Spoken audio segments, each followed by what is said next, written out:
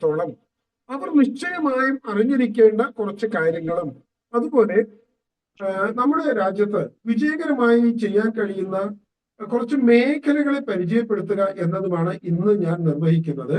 അതിൽ ആദ്യത്തെ ഒരു സെഗ്മെന്റ് എന്ന് പറയുന്നത് ഒരു സംരംഭം തുടങ്ങുക, നടത്തുക, വിജയിക്കുക.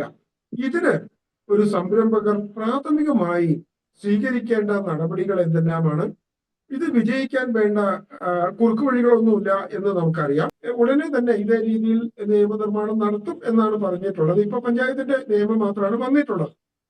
ഈ പഞ്ചായത്തിൽ തുടങ്ങുന്ന സംരംഭങ്ങൾക്ക് യാതൊരു കാരണവശാലും ഇനി മുതൽ അത് ഗ്രീൻ അല്ലെങ്കിൽ വൈറ്റ് കാറ്റഗറിയിലാണ് വരുന്നത് എങ്കിൽ പഞ്ചായത്ത് ലൈസൻസ് എടുക്കണ്ട എന്നുള്ളതാണ് ഇപ്പോ വന്നിട്ടുള്ള ഭേദഗതി. പകരം ഒരു രജിസ്ട്രേഷൻ പഞ്ചായത്തിന് കൊടുത്താൽ മതി. പക്ഷെ എന്നിരുന്നാലും നമ്മൾ അവരുടെ ഫീസൊക്കെ, ആ രജിസ്ട്രേഷന്റെ ഭാഗമായിട്ടുള്ള ഫീസ് നമ്മൾ അടയ്ക്കണം. അതുപോലെ ആപ്ലിക്കേഷൻ നമുക്ക് രജിസ്ട്രേഷനായിട്ട് പ്രത്യേകമായിട്ടുള്ള സോഫ്റ്റ്വെയർ ഉടനെ ഇൻസ്റ്റാൾ ചെയ്ത് പ്രാബല്യത്തിൽ വരും. അപ്പൊ അത് നമ്മൾ ചെയ്യേണ്ടി വരും എന്നുള്ളതാണ് ഈ കാര്യത്തിൽ പറയാനുള്ള ഒരു കാര്യം. അപ്പൊ അത്രമാത്രം ഒത്തിരി കാര്യങ്ങളുണ്ട് അതിനെക്കുറിച്ചല്ല ഈ ചർച്ച എന്നുള്ളത്. ഞാൻ അതിലേക്ക് പൂർണ്ണമായും പോകുന്നില്ല. പക്ഷെ പുതുതായി സംരംഭ മേഖലയിലേക്ക് കടന്നു വരുന്ന ആൾക്കാർക്ക് കുറെക്കൂടി ഗുണകരമായ രീതിയിൽ ഈ ലൈസൻസിങ് സമ്പ്രദായം ലളിതവൽക്കരിച്ചുകൊണ്ട് ഈ 18-ാം തീയതി, അതായത് ഈ മാസം 18-ാം തീയതി, ഓഗസ്റ്റ് 18-ാം തീയതി തദ്ദേശ സ്വയംഭരണ വകുപ്പ് ഒരു വിജ്ഞാപനം പുറപ്പെടുവിച്ചിട്ടുണ്ട്. അതനുസരിച്ച് ഈ തദ്ദേശ വകുപ്പുകളുടെ ലൈസൻസ് വളരെ ഉദാരമാക്കിയിട്ടുണ്ട് എന്ന് മാത്രം ഞാൻ ഇതിന്റെ ഇൻട്രോ എന്ന നിലയിൽ നിങ്ങളോട് പറയുകയാണ്. ഇതിന് പ്രധാനപ്പെട്ട ഇന്ന് ചർച്ച ചെയ്യുന്ന രണ്ട് കാര്യങ്ങളാണെന്ന് ഞാൻ പറഞ്ഞു. ഒന്ന്, ഒരു സംരംഭം തിരഞ്ഞെടുക്കുമ്പോൾ നമ്മൾ ആരും പരാജയപ്പെടാൻ സംരംഭം തിരഞ്ഞെടുക്കുന്നില്ല, സംരംഭം നടത്തുന്നില്ല. വിജയിക്കാൻ വേണ്ടിയിട്ടാണ് നമ്മൾ സംരംഭം നടത്തുന്നത്. പക്ഷെ ദൗർഭാഗ്യവശാൽ പലപ്പോഴും പല രീതിയിലുള്ള പരാജയങ്ങളുടെ കയ്പ് തീരും സംരംഭകർ കുടിക്കേണ്ടി വരുന്നു, പ്രത്യേകിച്ച് പുതു സംരംഭകരെ സംബന്ധിച്ച്. അപ്പോൾ ഒരു സംരംഭം പരാജയപ്പെടാതിരിക്കണമെങ്കിൽ ശ്രദ്ധിക്കേണ്ട പ്രിക്കോഷൻസ് എന്തെല്ലാമാണ്, ഇതാണ് നമ്മൾ ആദ്യത്തെ ഒരു ഭാഗത്ത് ചർച്ച ചെയ്യുന്നത്. അതിലെല്ലാ കാര്യങ്ങളും വരുന്നുണ്ട്.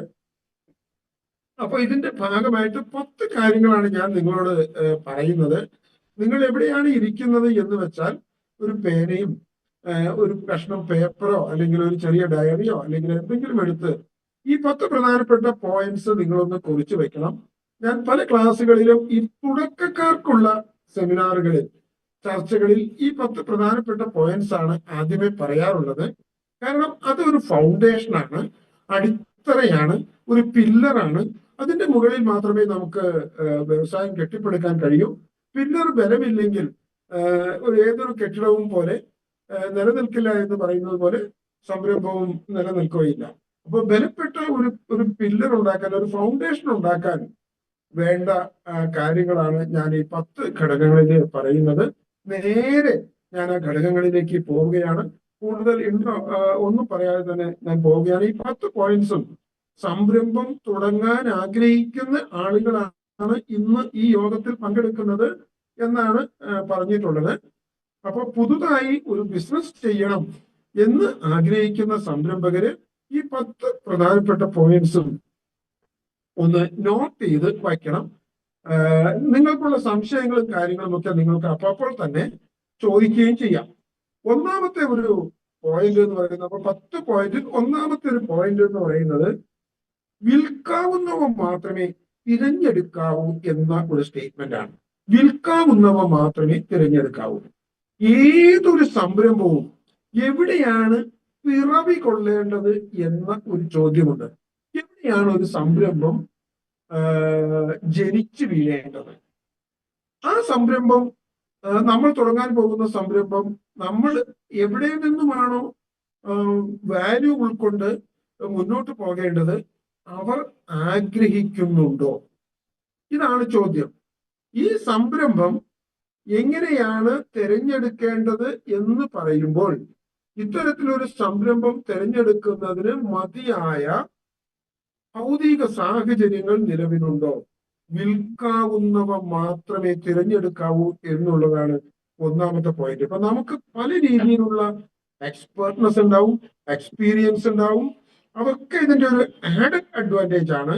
പക്ഷെ ബേസിക് ആയിട്ടുള്ള കാര്യം നമ്മൾ ഒരു പ്രോഡക്റ്റോ ഒരു സേവനമോ ഒരു ട്രേഡോ തുടങ്ങി കഴിഞ്ഞാൽ ഇത് പൊതുവിപണിയിൽ ഭംഗിയായി അല്ലെങ്കിൽ ഏതെങ്കിലും ഒരു ഏരിയയിൽ ഭംഗിയായി വിൽക്കുന്നതിനും അതിന്റെ പണം തിരികെ വരുന്നതിനുമുള്ള ഒരു സാഹചര്യം, അത്തരത്തിലൊരു സാഹചര്യം നിലവിലുണ്ടോ എന്നുള്ള ആഴത്തിലുള്ള പരിശോധനയാണ് വിൽക്കാവുന്നവ മാത്രമേ തിരഞ്ഞെടുക്കാവൂ എന്ന ടൈറ്റിൽ വരുന്നത്.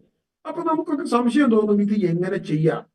ഇപ്പൊ ഞാനൊരു ബിസിനസ് ചെയ്യാൻ ആഗ്രഹിക്കുന്നു, ഗവൺമെന്റ് ബേസ് ചെയ്ത് ഒരു ബിസിനസ് ചെയ്യാൻ ആഗ്രഹിക്കുന്നു, അല്ലെങ്കിൽ ഒരു എഞ്ചിനീയറിംഗ് യൂണിറ്റ് ചെയ്യാൻ ആഗ്രഹിക്കുന്നു, അല്ലെങ്കിൽ ഒരു മെഡിക്കൽ എക്യുപ്മെന്റുമായി ബന്ധപ്പെട്ടുള്ള ഒരു പ്രോഡക്റ്റ് ചെയ്യാൻ ആഗ്രഹിക്കുന്നു. ഇത് വിറ്റുപോകുമോ ഇല്ലയോ എന്ന് ഞാൻ എങ്ങനെ മനസ്സിലാക്കും? ഇത് മനസ്സിലാക്കാതെ തുടങ്ങിയിട്ടും കാര്യമില്ല.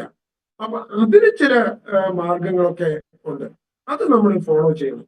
നമ്മൾ ഒരു വലിയ വ്യവസായിയെ ഞങ്ങൾ ഇന്റർവ്യൂ ചെയ്യാൻ പോയപ്പോ അദ്ദേഹത്തോട് ചോദിച്ച ഒരു ചോദ്യം, അതായത് പുതു സംരംഭകർ ധാരാളമായി രംഗപ്രവേശനം ചെയ്യുന്നു, അവർക്ക് എന്ത് അഡ്വൈസാണ് കൊടുക്കാനുള്ളത് എന്ന് ചോദിച്ചപ്പോ അദ്ദേഹം പറഞ്ഞ ഒരു മറുപടി, ask them to observe the society. ഒന്നാമത്തെ മറുപടി അതാണ്, ask them to observe the society. സൊസൈറ്റിയെ ഒബ്സർവ് ചെയ്യാൻ, നിരീക്ഷിക്കാൻ ആവശ്യപ്പെടുക. രണ്ടാമത് അദ്ദേഹം പറഞ്ഞു, ask them to find out the gaps. Ask them to find out the gaps means ask them to find out the requirements. മൂന്നാമത് അദ്ദേഹം പറഞ്ഞു, try to fill up the gap, your role is over. നമ്മൾ എന്തൊക്കെ മഹത്തരമാണ് എന്ന് പറഞ്ഞാലും ഈ സൊസൈറ്റിക്ക് ആവശ്യമുള്ള ഒരു സംരംഭമോ സേവനമോ കണ്ടെത്തുക എന്നുള്ളതാണ് ഒരു സംരംഭകന്റെ ഒന്നാമത്തെ ടാസ്ക്. ഇതെങ്ങനെ കണ്ടെത്താൻ പറ്റും എന്ന് ചോദിച്ചാൽ അതിന് നമ്മുടെ എക്സ്പീരിയൻസ് ഉപയോഗിക്കാം, മാർക്കറ്റ് സർവേകൾ ഉപയോഗിക്കാം, അതുപോലെ തന്നെ മാർക്കറ്റ് സർവേകൾ നടത്തി കൊടുക്കുന്ന നിരവധി മാനേജ്മെന്റ് കൺസൾട്ടൻസി സ്ഥാപനങ്ങളുണ്ട്, അത് വേണമെങ്കിൽ ഉപയോഗിക്കാം. ഇതൊന്നുമല്ലെങ്കിൽ നമ്മൾ ഉണ്ടാക്കാൻ പോകുന്ന ഉൽപ്പന്നമോ സേവനമോ എന്തുമായിക്കൊള്ളട്ടെ, അതിന്റെ ഒരു എൻഡ് പ്രോഡക്റ്റ്, ഇത് വാങ്ങുന്ന ആൾക്കാരുണ്ടാവാം, ഇത് സ്റ്റോക്ക് ചെയ്യുന്ന ആൾക്കാരുണ്ടാവാം, ഇത് ഡിസ്ട്രിബ്യൂട്ട് ചെയ്യുന്ന ആൾക്കാരുണ്ടാവാം, ഇത് ഹോൾസെയിൽ ചെയ്യുന്ന ആൾക്കാരുണ്ടാവാം, ഇത് റീറ്റെയിൽ ചെയ്യുന്ന ആൾക്കാരുണ്ടാവാം, ഇത് അവസാനം ഇത് കൺസ്യൂം ചെയ്യുന്ന ഉപയോഗിക്കുന്ന ഒരാളുണ്ടാകാം. എല്ലാ ഘടകങ്ങളും ഏതെങ്കിലും ഒരു പർട്ടിക്കുലർ ഇൻഡസ്ട്രിയിൽ ഉണ്ടാവണമെന്നില്ല, അത് മാറി മറിഞ്ഞൊക്കെ വരാം. പക്ഷെ ഇതിൽ ഏതെങ്കിലുമൊക്കെ ഘടകമില്ലാത്ത ഒരു ഇൻഡസ്ട്രിയോ സർവീസോ ഉണ്ടാവുകയുമില്ല.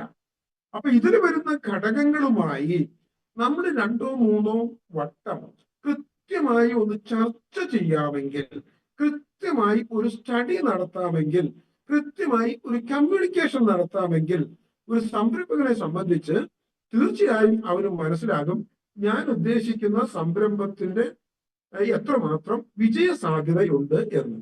അത്തരത്തിലൊരു പരീക്ഷണം, അത്തരത്തിലൊരു പഠനം നടത്തിയിട്ട് വേണം സ്വാഭാവികമായും സംരംഭകര് ഈ രീതിയിലേക്ക് വരാൻ എന്നുള്ളതാണ് ഒന്നാമത് പറയുന്നത്. ഞാൻ ഒത്തിരി നേരം എടുത്ത് എക്സ്പ്ലെയിൻ ചെയ്ത് പോകുന്നില്ല, അതിന്റെ മറ്റെന്തെങ്കിലും സംശയം ഉണ്ടെങ്കിൽ നമുക്ക് പിന്നീട് ഡിസ്കസ് ചെയ്യാം. രണ്ടാമത് പുതു സംരംഭകരോട് പറയാനുള്ളത്, അപ്പൊ ഒന്നാമത് നമ്മൾ പറഞ്ഞത് വിൽക്കാവുന്നവ മാത്രമേ സംരംഭമായി കൊണ്ടുവരാവൂ. രണ്ടാമത് നമ്മൾ പറഞ്ഞത് സ്റ്റാർട്ട് വിത്ത് സ്മാൾ ഇൻവെസ്റ്റ്മെന്റ്, അതായത് കുറഞ്ഞ നിക്ഷേപത്തിൽ തുടങ്ങുക. ഇതാണ് രണ്ടാമത്തെ പോയിന്റ്. അപ്പൊ പലപ്പോഴും ആളുകൾക്ക് ഒരു സംശയം തോന്നും, എന്തുകൊണ്ടാണ് ഈ കുറഞ്ഞ നിക്ഷേപത്തിൽ തുടങ്ങണം എന്ന് പറയുന്നത്? നമ്മൾ പല സ്കീമുകളുടെയും ആദ്യത്തെ കാലഘട്ടം പരിശോധിച്ചാൽ നമുക്ക് മനസ്സിലാകും, നമ്മളൊരു പ്രോഡക്റ്റ് ഉണ്ടാക്കിയിട്ട് അല്ലെങ്കിൽ ഒരു സർവീസ് പ്രൊവൈഡ് ചെയ്യുന്നുണ്ട് എങ്കിൽ ആ പ്രോഡക്റ്റോ സർവീസോ പബ്ലിക്കിന്റെ മുമ്പിൽ പരിചയപ്പെട്ട് പബ്ലിക്കിന് സ്വീകാര്യമായി അല്ലെങ്കിൽ അത് ചോദിച്ചു വരുന്ന തരത്തിലേക്ക് വളർന്നു വരാൻ കുറച്ച് സമയമെടുക്കും. അപ്പൊ വലിയ ഇൻവെസ്റ്റ്മെന്റ് ഒക്കെ വന്നു കഴിഞ്ഞാൽ സ്വാഭാവികമായും നമുക്കത് മാനേജ് ചെയ്യാൻ ബുദ്ധിമുട്ട് വരും. നമുക്ക് ഇപ്പൊ അങ്ങനെ വരുമ്പോൾ ചെറിയ ഇൻവെസ്റ്റ്മെന്റിൽ തുടങ്ങുകയാണ് എങ്കിൽ ടെൻഷൻ കുറയ്ക്കാം. ഈ മാർക്കറ്റിലേക്ക് പതുക്കെ പതുക്കെ പതുക്കെ നമുക്ക് പോയാൽ മതി. ഈ മാർക്കറ്റിൽ നിന്ന് വരുന്ന ഫീഡ്ബാക്ക് അനുസരിച്ച്, റിക്വയർമെന്റ് അനുസരിച്ച് ഈ ഉൽപാദന വിതരണ സംവിധാനത്തിൽ നമുക്ക് മാറ്റങ്ങൾ വരുത്താം. ഇപ്പൊ ഒരു പ്രോജക്ട് റിപ്പോർട്ടൊക്കെ എടുക്കുകയാണ് എങ്കിൽ അതില് ചെറുകിട വ്യവസായങ്ങളുടെ പ്രോജക്ട് റിപ്പോർട്ടിൽ സ്വാഭാവികമായും ആദ്യത്തെ വർഷങ്ങളിലെ കപ്പാസിറ്റി യൂട്ടിലൈസേഷൻ, ആ സ്ഥാപനത്തിന്റെ ശേഷി ഉപയോഗപ്പെടുത്തുന്ന കപ്പാസിറ്റി യൂട്ടിലൈസേഷൻ എന്ന് പറയുന്നത് 50% ഒക്കെയാണ്. അപ്പൊ ഇങ്ങനെ വരുമ്പോൾ സ്വാഭാവികമായും നമ്മൾ വലിയ വായ്പയൊക്കെ എടുത്തിട്ടുണ്ടെങ്കിൽ അത് റീപേ ചെയ്യാൻ ബുദ്ധിമുട്ട് വരും. ഇനിയിപ്പോ സ്വന്തം ഫണ്ട് ആണെങ്കിൽ പോലും അതിന് കിട്ടേണ്ടുന്ന ഒരു ഇൻട്രസ്റ്റ് പോലും ലഭിക്കാത്ത അവസ്ഥയിലേക്ക് വരും. അത് മാത്രമല്ല കാര്യം, ഇപ്പൊ നമ്മുടെ രാജ്യത്ത് വികസിച്ചു നിൽക്കുന്ന, വ്യാവസായികമായി പുരോഗതി പ്രാപിച്ചിരിക്കുന്ന സംരംഭങ്ങളെ ഒക്കെ പരിശോധിച്ചാൽ, ഇപ്പൊ കിറ്റെക്സ് സാബുവിനെ പരിശോധിച്ചാൽ, അതുപോലെ നമ്മുടെ നമ്മുടെ പല വ്യവസായികളെയും, കിറ്റെക്സ് സാബു ഉൾപ്പെടെ, ഈസ്റ്റേൺ നവാസ് മീരാൻ ഉൾപ്പെടെ, ഡബിൾ ഹോഴ്സ് ഉൾപ്പെടെ, യുജാല എന്ന് പറയുന്ന രാമചന്ദ്രന്റെ സ്ഥാപനം ഉൾപ്പെടെ, അതുപോലെ നമ്മുടെ കൊച്ചൗസഫ് ചിറ്റിലപ്പള്ളി എന്ന കേരളം അറിയപ്പെടുന്ന ഒരു വലിയ വ്യവസായി, അദ്ദേഹം ഉൾപ്പെടെയുള്ള ഇത്തരം വ്യവസായികളുടെ കഥകളൊക്കെ നിങ്ങൾ പരിശോധിച്ചാൽ നിങ്ങൾക്ക് മനസ്സിലാകും ഇവരൊക്കെ തുടങ്ങിയത് വളരെ ചെറിയ ചെറിയ ചെറിയ ബിസിനസ്സിലൂടെയാണ്. പക്ഷെ അവരുടെ ഉള്ളിൽ എന്തുണ്ടായിരുന്നു? അവരുടെ ഉള്ളിൽ ഒരു സംരംഭകൻ ഉണ്ടായിരുന്നു. എന്ന് പറഞ്ഞാൽ ഇന്നിപ്പോ വളരെ ലളിതമായി നടക്കുന്ന ഈ ഒരു ബിസിനസ് നാളെ അത് വലിയ ഒരു ബിസിനസ് ആകണമെന്നും വലിയ ഒരു സംരംഭമാകണമെന്നും അത് നിരവധി പേർക്ക് തൊഴിൽ കൊടുക്കുന്ന ഒരു ബിസിനസ്സായി വളർന്നു വരണമെന്നുമുള്ള ഒരു ഉൾക്കാഴ്ച അത് ഉണ്ടായിരുന്നു എന്നുള്ളതാണ് അവരുടെ നേട്ടം. അപ്പൊ ചെറുതായി തുടങ്ങി ഇങ്ങനെ സ്റ്റെപ്പായി വളർന്നു പോയിട്ടുള്ള സംരംഭങ്ങൾ ഒന്നും തന്നെ പിന്നീട് പരാജയത്തിന്റെ കൈപ്പിനീര് കുടിക്കേണ്ടി വന്നിട്ടില്ല എന്നുള്ളതാണ് യാഥാർത്ഥ്യം. അപ്പൊ എന്തുകൊണ്ട് ഇപ്പൊ നമ്മള് കൊച്ചൗസഫ് ചിറ്റിലപ്പള്ളി എങ്ങനെയാണ് നമ്മുടെ ബിസിനസ് രംഗത്തേക്ക് കടന്നു വരുന്നത്? നമ്മൾക്കറിയാവുന്ന സ്റ്റെബിലൈസർ, അതിന്റെ ഒരു നിർമ്മാണ യൂണിറ്റ് ഒന്നും അദ്ദേഹം തുടക്കത്തിൽ തുടങ്ങിയില്ല എന്ന് നമുക്കൊക്കെ അറിയാം. അദ്ദേഹം ഇതിന്റെ ഒരു കിറ്റ് എല്ലാ സെന്ററുകളിലും കൊടുക്കുകയും ആ സെന്ററുകളിൽ ഈ കിറ്റ് അസംബിൾ ചെയ്ത് അതിന്റെ ക്വാളിറ്റി ചെക്ക് ചെയ്യുന്ന ഒരു റിസ്ക് മാത്രം ഈ സംരംഭം ഏറ്റെടുത്തുകൊണ്ട് മുന്നോട്ട് പോവുകയായിരുന്നു. അങ്ങനെ ഈ സംരംഭം ഏറ്റെടുത്തുകൊണ്ട് മുന്നോട്ട് പോയി അതിങ്ങനെ വികസിച്ചു വന്നു. അപ്പൊ പിന്നെ അതുമായി ബന്ധപ്പെട്ടുള്ള ഇലക്ട്രിക്കലായിട്ടുള്ള നിരവധി ഉൽപ്പന്നങ്ങൾ, മോണോബ്ലോക്ക് കോമ്പസൈറ്റ് ഉൾപ്പെടെ നിരവധി ആയിട്ടുള്ള ഉൽപ്പന്നങ്ങൾ ഉണ്ടാക്കി പല രീതിയിലേക്കും അത് ഡൈവേർട്ട് ചെയ്തു. വി സ്റ്റാർ എന്ന് പറയുന്ന ഗാർമെന്റ് സെക്ടറിലേക്ക് പോയി, അതുപോലെ നമ്മുടെ അമ്യൂസ്മെന്റ് പാർക്കിലേക്ക് പോയി, അതുപോലെ നിരവധി ബിസിനസ് സംരംഭങ്ങളിലേക്ക് പിന്നീട് അത് വളർന്ന് പോയി. അതുപോലെ നമ്മുടെ പ്രിയപ്പെട്ട നമ്മുടെ സാബു ജേക്കബ്, ഇപ്പൊ ഒന്ന് ആലോചിച്ച് നോക്കിയേ, സാബു ജേക്കബിന്റെ ഫാദർ ജേക്കബേട്ടൻ. ഈ ജേക്കബേട്ടന് ഞാനൊക്കെ സർവീസിൽ വരുന്ന സമയത്ത് വളരെ പരിചയമാണ്. അദ്ദേഹം നമ്മുടെ ഓഫീസിലൊക്കെ നിരന്തരം വരാറുള്ള ഒരാളായിരുന്നു, എറണാകുളം ജില്ലാ വ്യവസായ കേന്ദ്രത്തിന്റെ ഓഫീസിലൊക്കെ. അപ്പൊ അദ്ദേഹം തുടങ്ങിയത് എന്ന് പറയുന്നത് ഇന്ത്യൻ അലുമിനിയം കമ്പനിയിൽ നിന്നും അതുപോലെ മറ്റിടത്തു നിന്നും എടുക്കുന്ന ഈ അലുമിനിയം വേസ്റ്റ് ഉപയോഗപ്പെടുത്തിക്കൊണ്ടുള്ള അലുമിനിയം പാത്രങ്ങൾ നിർമ്മിക്കുന്ന അന്ന അലുമിനിയം എന്ന് പറയുന്ന ചെറിയൊരു സ്ഥാപനമാണ്. ഒന്ന് ആലോചിച്ച് നോക്കൂ, ഈ അന്ന അലുമിനിയം എന്ന് പറയുന്ന ചെറിയ ഒരു സ്ഥാപനം 10-35 വർഷങ്ങൾക്ക് മുൻപ് തുടങ്ങുന്നു. അത് പിന്നെ ജാക്സൺ പ്രഷർ കുക്കർ പോലുള്ള സ്ഥാപനങ്ങളിലേക്ക് വരുന്നു, ജാക്സൺ റൈസ് കുക്കറിലേക്ക് വരുന്നു, കിറ്റെക്സ് ലുങ്കിയിലേക്ക് വരുന്നു, സാറാസ് കറി പൗഡറിലേക്ക് വരുന്നു. അത് മകൻ അത് ഏറ്റെടുത്ത് കുറെ കൂടി വേൾഡ് വൈഡ് അക്സെപ്റ്റൻസ് ഉള്ള ഗാർമെന്റ് മേഖലയിലേക്ക് വരുന്നു.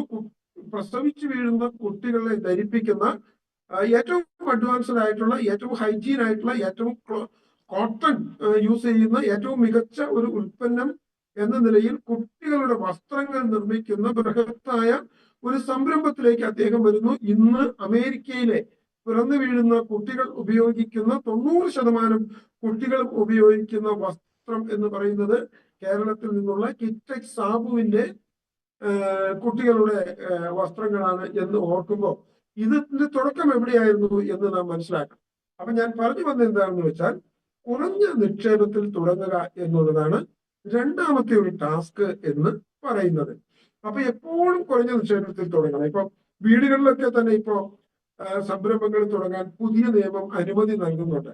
അതായത് 5 HP പവറിൽ താഴെയുള്ളതും അതുപോലെ തന്നെ 10 ലക്ഷം രൂപയിൽ താഴെ മുതൽ മുടക്കുള്ളതുമായ ഏതൊരു സംരംഭവും ഇനി നമുക്ക് നമ്മുടെ വീട്ടിൽ ചെയ്യാം. അതിന് പഞ്ചായത്ത് ലൈസൻസോ രജിസ്ട്രേഷനോ ഏതാണ് വേണ്ടതെന്ന് വെച്ചാൽ അത് തരും. നേരത്തെ അതിനൊരു സൗകര്യം ഉണ്ടായിരുന്നില്ല. ഈ തിങ്കളാഴ്ച മുതൽ അതിനൊരു സൗകര്യം വന്നിരിക്കുകയാണ്. നമ്മുടെ പ്രിയപ്പെട്ട സംരംഭകർക്കൊക്കെ വളരെ സന്തോഷകരമായ ഒരു വാർത്തയാണ്.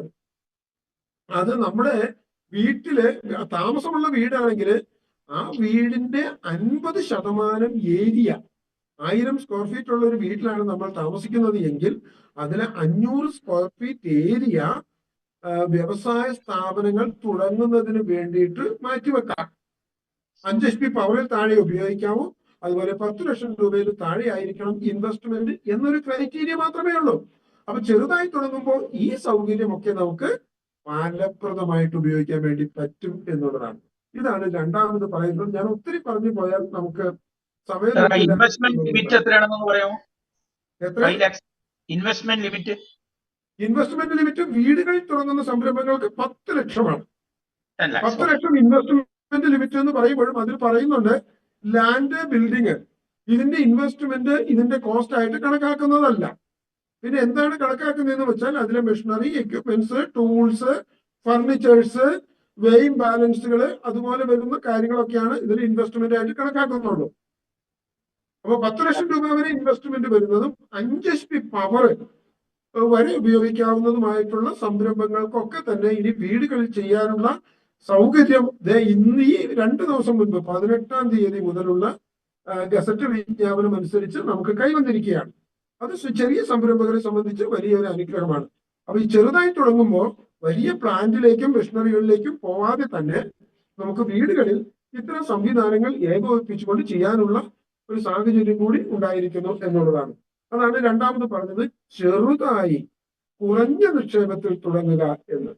മൂന്നാമത് നമ്മൾ പലപ്പോഴും സംരംഭങ്ങളോട് ചോദിക്കുകയാണ്, നിങ്ങൾ എന്തിനാണ് ഒരു ബിസിനസ് ചെയ്യുന്നത്, എന്തിനു വേണ്ടിയിട്ടാണ് ഒരു ബിസിനസ് ചെയ്യുന്നത്? അപ്പോ ഇന്നിപ്പോ ചോദിക്കാൻ പറ്റാത്തത് കൊണ്ടും ഒക്കെ ഞാൻ തന്നെ അതിന് ആൻസർ പറയുകയാണ്. ഇപ്പൊ നമ്മളങ്ങനെ ചോദിക്കുമ്പോൾ പലരും പറയാനുള്ള ഒരു ആൻസർ എന്ന് പറയുന്നത്, ഞാൻ ബിസിനസ് ചെയ്യുന്നത് എനിക്കൊരു സ്വയം തൊഴിലിന് വേണ്ടിയിട്ടാണ്, കുറച്ചു പേർക്ക് തൊഴിൽ കൊടുക്കാൻ വേണ്ടിയിട്ടാണ്, അല്ലെങ്കിൽ ഒരു വരുമാനം ഉണ്ടാക്കാൻ വേണ്ടിയിട്ടാണ്.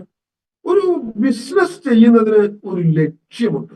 എല്ലാ ബിസിനസ്സുകൾക്കും ഒരു ലക്ഷ്യമുണ്ട്. അല്ലാത്തതിനെ നമ്മൾ ബിസിനസ് എന്നോ എന്റർപ്രൈസ് എന്നോ സംരംഭം എന്നോ വിളിക്കുകയില്ല. ഒരു സ്ഥാപനം സംരംഭമാകുമ്പോൾ അതിന് 3 ഘടകങ്ങൾ വേണം എന്നുള്ളതാണ്. ഒന്ന്, അവിടെ ഒരു ഇൻവെസ്റ്റ്മെന്റ് ഉണ്ടാകണം. 2, അവിടെ ഒരു ഇൻകം ജനറേറ്റിംഗ് ആക്ടിവിറ്റി നടക്കണം. 3, അതിന്റെ ഉദ്ദേശ ലക്ഷ്യങ്ങളെല്ലാം ലാഭമുണ്ടാക്കുക എന്നുള്ളതായിരുന്നു. അപ്പൊ ലാഭേച്ഛയോടുകൂടി ഒരു നിക്ഷേപത്തിന്റെ അടിസ്ഥാനത്തിൽ ഒരു ഇൻകം ജനറേറ്റിംഗ് ആക്ടിവിറ്റി, ഒരു വരുമാനം ഉണ്ടാക്കാവുന്ന പ്രവൃത്തി നടത്തിയാൽ അത്തരം പ്രവൃത്തികളെയൊക്കെ സംരംഭം എന്നാണ് വിളിക്കുന്നത്. അപ്പൊ ഇവിടെ ഒരു സംരംഭം ഉണ്ടാകുന്നതിന്റെ ലക്ഷ്യം എന്ന് പറയുന്നത് ലാഭമാകണം. ലാഭമാകണം ലക്ഷ്യം. Profit should be the motive. അതാണ് നമുക്ക് മൂന്നാമത് പറയാനുള്ള പോയിന്റ്. ഇത് നമ്മുടെ മനസ്സിലുണ്ടാകണം. ഞാൻ എന്തിനാണ് ഒരു ബിസിനസ് ചെയ്യുന്നത്? ഞാൻ ബിസിനസ് ചെയ്യുന്നത് എനിക്ക് സ്വയം തൊഴിലിനാണ്, കുറച്ചു പേർക്ക് തൊഴിൽ കൊടുക്കാനാണ്. ഇതൊക്കെ ശരിയാണ്. പക്ഷെ അതിന്റെ ആത്യന്തികമായ ലക്ഷ്യം എന്ന് പറയുന്നത് പ്രോഫിറ്റ് മേക്കിംഗ് എന്നുള്ളതാണ്. അപ്പൊ എങ്ങനെയും പ്രോഫിറ്റ് ഉണ്ടാക്കാമോ? എങ്ങനെയും പ്രോഫിറ്റ് ഉണ്ടാക്കിയാൽ ചില സ്ഥാപനങ്ങളൊക്കെ ഇപ്പം ജയിലിൽ പോയി കിടക്കുന്നത് പോലെ നമ്മൾ പോയി കിടക്കേണ്ടി വരും. ഇപ്പൊ പോപ്പുലർ ഫിനാൻസ് എന്ന് പറയുന്ന ഒരു സ്ഥാപനം ഉണ്ടായിരുന്നു. അവർ എങ്ങനെയും പ്രോഫിറ്റ് ഉണ്ടാക്കാൻ നോക്കി. അവരുടെ ആൾക്കാരൊക്കെ ഇപ്പൊ ജയിലിലാണ്. അപ്പം എങ്ങനെയും പ്രോഫിറ്റ് ഉണ്ടാക്കുക എന്നുള്ളതല്ല, ഒരു റീസണബിൾ പ്രോഫിറ്റ് ഉണ്ടാക്കുക, ഒരു മാനേജബിൾ പ്രോഫിറ്റ് ഉണ്ടാക്കുക, ഒരു കോമ്പറ്റേറ്റീവ് പ്രോഫിറ്റ് ഉണ്ടാക്കുക എന്ന് പറയുന്നതായിരിക്കണം എപ്പോഴും ഒരു സംരംഭകന്റെ, ഒരു സംരംഭത്തിന്റെ ലക്ഷ്യം എന്ന് പറയുന്നത്. അപ്പൊ പലപ്പോഴും നമുക്ക് സംശയം തോന്നും, ഈ ലാഭം ഉണ്ടാക്കാൻ വേണ്ടി മാത്രമാണോ ബിസിനസ് ചെയ്യുന്നത്? ലാഭം ഉണ്ടാക്കുക എന്നുള്ളതാണ് ഏതൊരു ബിസിനസിന്റെയും കോർ ഒബ്ജക്റ്റീവ്. അല്ല എങ്കിൽ എന്ത് സംഭവിക്കും? ഈ സ്ഥാപനം ഗ്രോ ചെയ്യില്ല. നമ്മളൊരു ചെറിയ സ്ഥാപനം, ഇപ്പൊ ഞാൻ നേരത്തെ സൂചിപ്പിച്ചു, ഈ കിറ്റെക്സ് സാബുവിന്റെ സ്ഥാപനത്തിന്റെ തുടക്കം എന്ന് പറയുന്നത് അന്ന അലുമിനിയം എന്ന് പറയുന്ന ചെറിയൊരു കമ്പനിയിലാണ്. ഈ അന്ന അലുമിനിയം കമ്പനി ഇന്നൊരു ലാഭമില്ലെങ്കിൽ അവർക്ക് സാറാസ് കറി പൗഡറിലേക്ക് പോകാൻ പറ്റുമോ? അവർക്ക് സ്കൂബിയുടെ ബാഗിലേക്ക് പോകാൻ പറ്റുമോ? അവർക്ക് മറ്റ് മറ്റ് പല ബിസിനസ്സുകളിലേക്ക് പോകാൻ പറ്റുമോ? ഇല്ല. അപ്പൊ ആ ബിസിനസ്സുകളിലേക്കൊക്കെ പോകണമെങ്കിൽ നമ്മൾക്ക് ലാഭം വേണം എന്നുള്ളതാണ്. ഇപ്പൊ ഒരു ലാഭം ഒരിക്കലും ഒരു സംരംഭകൻ പണമായി കെട്ടിവെച്ച് ഒരു ബെഡിന്റെ മുകളിലിട്ട് അതിന്റെ മുകളിൽ ഒരു ഷീറ്റ് വിരിച്ച് കിടന്നുറങ്ങുന്നില്ല. ഈ ലാഭം എന്ന് പറയുന്നതാണ് റീ ഇൻവെസ്റ്റ്മെന്റ് ആയി രൂപപ്പെടുന്നത്, പുനർ നിക്ഷേപം.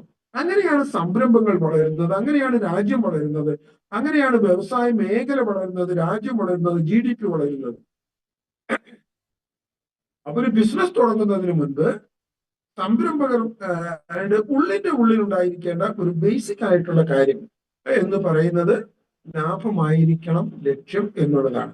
ലാഭകരമല്ലാതെ ബിസിനസ് ചെയ്യുന്ന ഒരു ബിസിനസ്സിനെയും ഗവൺമെന്റ് സപ്പോർട്ട് ചെയ്യില്ല, ബാങ്ക് സപ്പോർട്ട് ചെയ്യില്ല, മറ്റു ഒരു ഏജൻസികളും സപ്പോർട്ട് ചെയ്യുകയോ വളരാൻ അനുവദിക്കുകയോ ചെയ്യില്ല.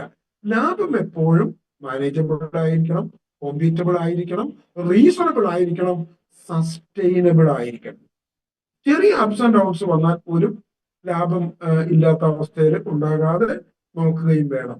മിനിമം ഞാനൊക്കെ പറയാറുള്ളത്, ഒരു ചെറുകിട സംരംഭം തുടങ്ങാൻ ഉദ്ദേശിക്കുമ്പോൾ നമ്മൾ മിനിമം മനസ്സിലാക്കേണ്ടത് അതിൽ നിന്നും ഒരു 20% കുറയാത്ത ഒരു പ്രോഫിറ്റ് മാർജിൻ നമുക്ക് ഇതിന്റെ ഹോൾസെയിൽ ഡിസ്ട്രിബ്യൂഷൻ ലെവലിൽ കിട്ടാൻ കഴിയണം എന്നുള്ളതാണ്.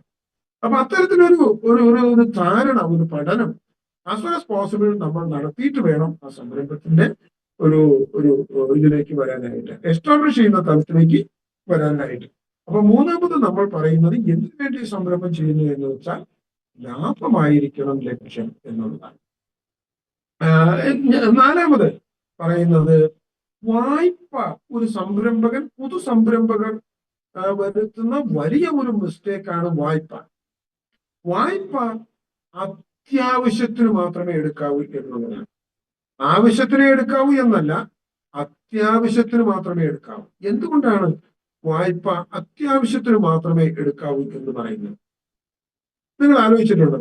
ഇപ്പൊ സർക്കാരിന്റെ സബ്സിഡി കിട്ടും എന്ന് കരുതിയൊക്കെ വായ്പ എടുക്കാൻ ശ്രമിക്കുന്ന ആളുകളെ നാം കണ്ടിട്ടുണ്ട്. അങ്ങനെ കുറച്ച് ആൾക്കാരുണ്ട് താൻ. പക്ഷെ അങ്ങനെ വായ്പ എടുക്കുന്നത് ശരിയാണ്. വായ്പ എന്ന് പറഞ്ഞാൽ ഇത് തിരിച്ചടയ്ക്കേണ്ടതാണ്, അതും വലിയ പലിശ സഹിതം തിരിച്ചടയ്ക്കേണ്ടതാണ്. ഇപ്പൊ 10 ലക്ഷം രൂപ വരെ ഒരു സാധാരണ വായ്പ എടുക്കുകയാണെങ്കിൽ ഇന്നിപ്പോ അതിന്റെ പലിശ എന്ന് പറയുന്നത് നാഷണലൈസ്ഡ് ബാങ്ക് എടുക്കുകയാണെങ്കിൽ ഒരു 10-11%. 10-11% ഇൻട്രസ്റ്റ്. ഇനി നിങ്ങളുടെ കയ്യിലുള്ള ഒരു 10 ലക്ഷം രൂപ ഒരു നാഷണലൈസ്ഡ് ബാങ്കിൽ കൊണ്ടുവന്ന് FD ആയി ഒരു വർഷത്തേക്ക് ഇൻവെസ്റ്റ് ചെയ്യുകയാണെങ്കിൽ നിങ്ങൾക്ക് എത്ര പെർസെന്റേജ് ആയിരിക്കും അതിൽ നിന്ന് കിട്ടുന്ന ഇൻട്രസ്റ്റ് അറിയാമോ? 6 അല്ലെങ്കിൽ 7%.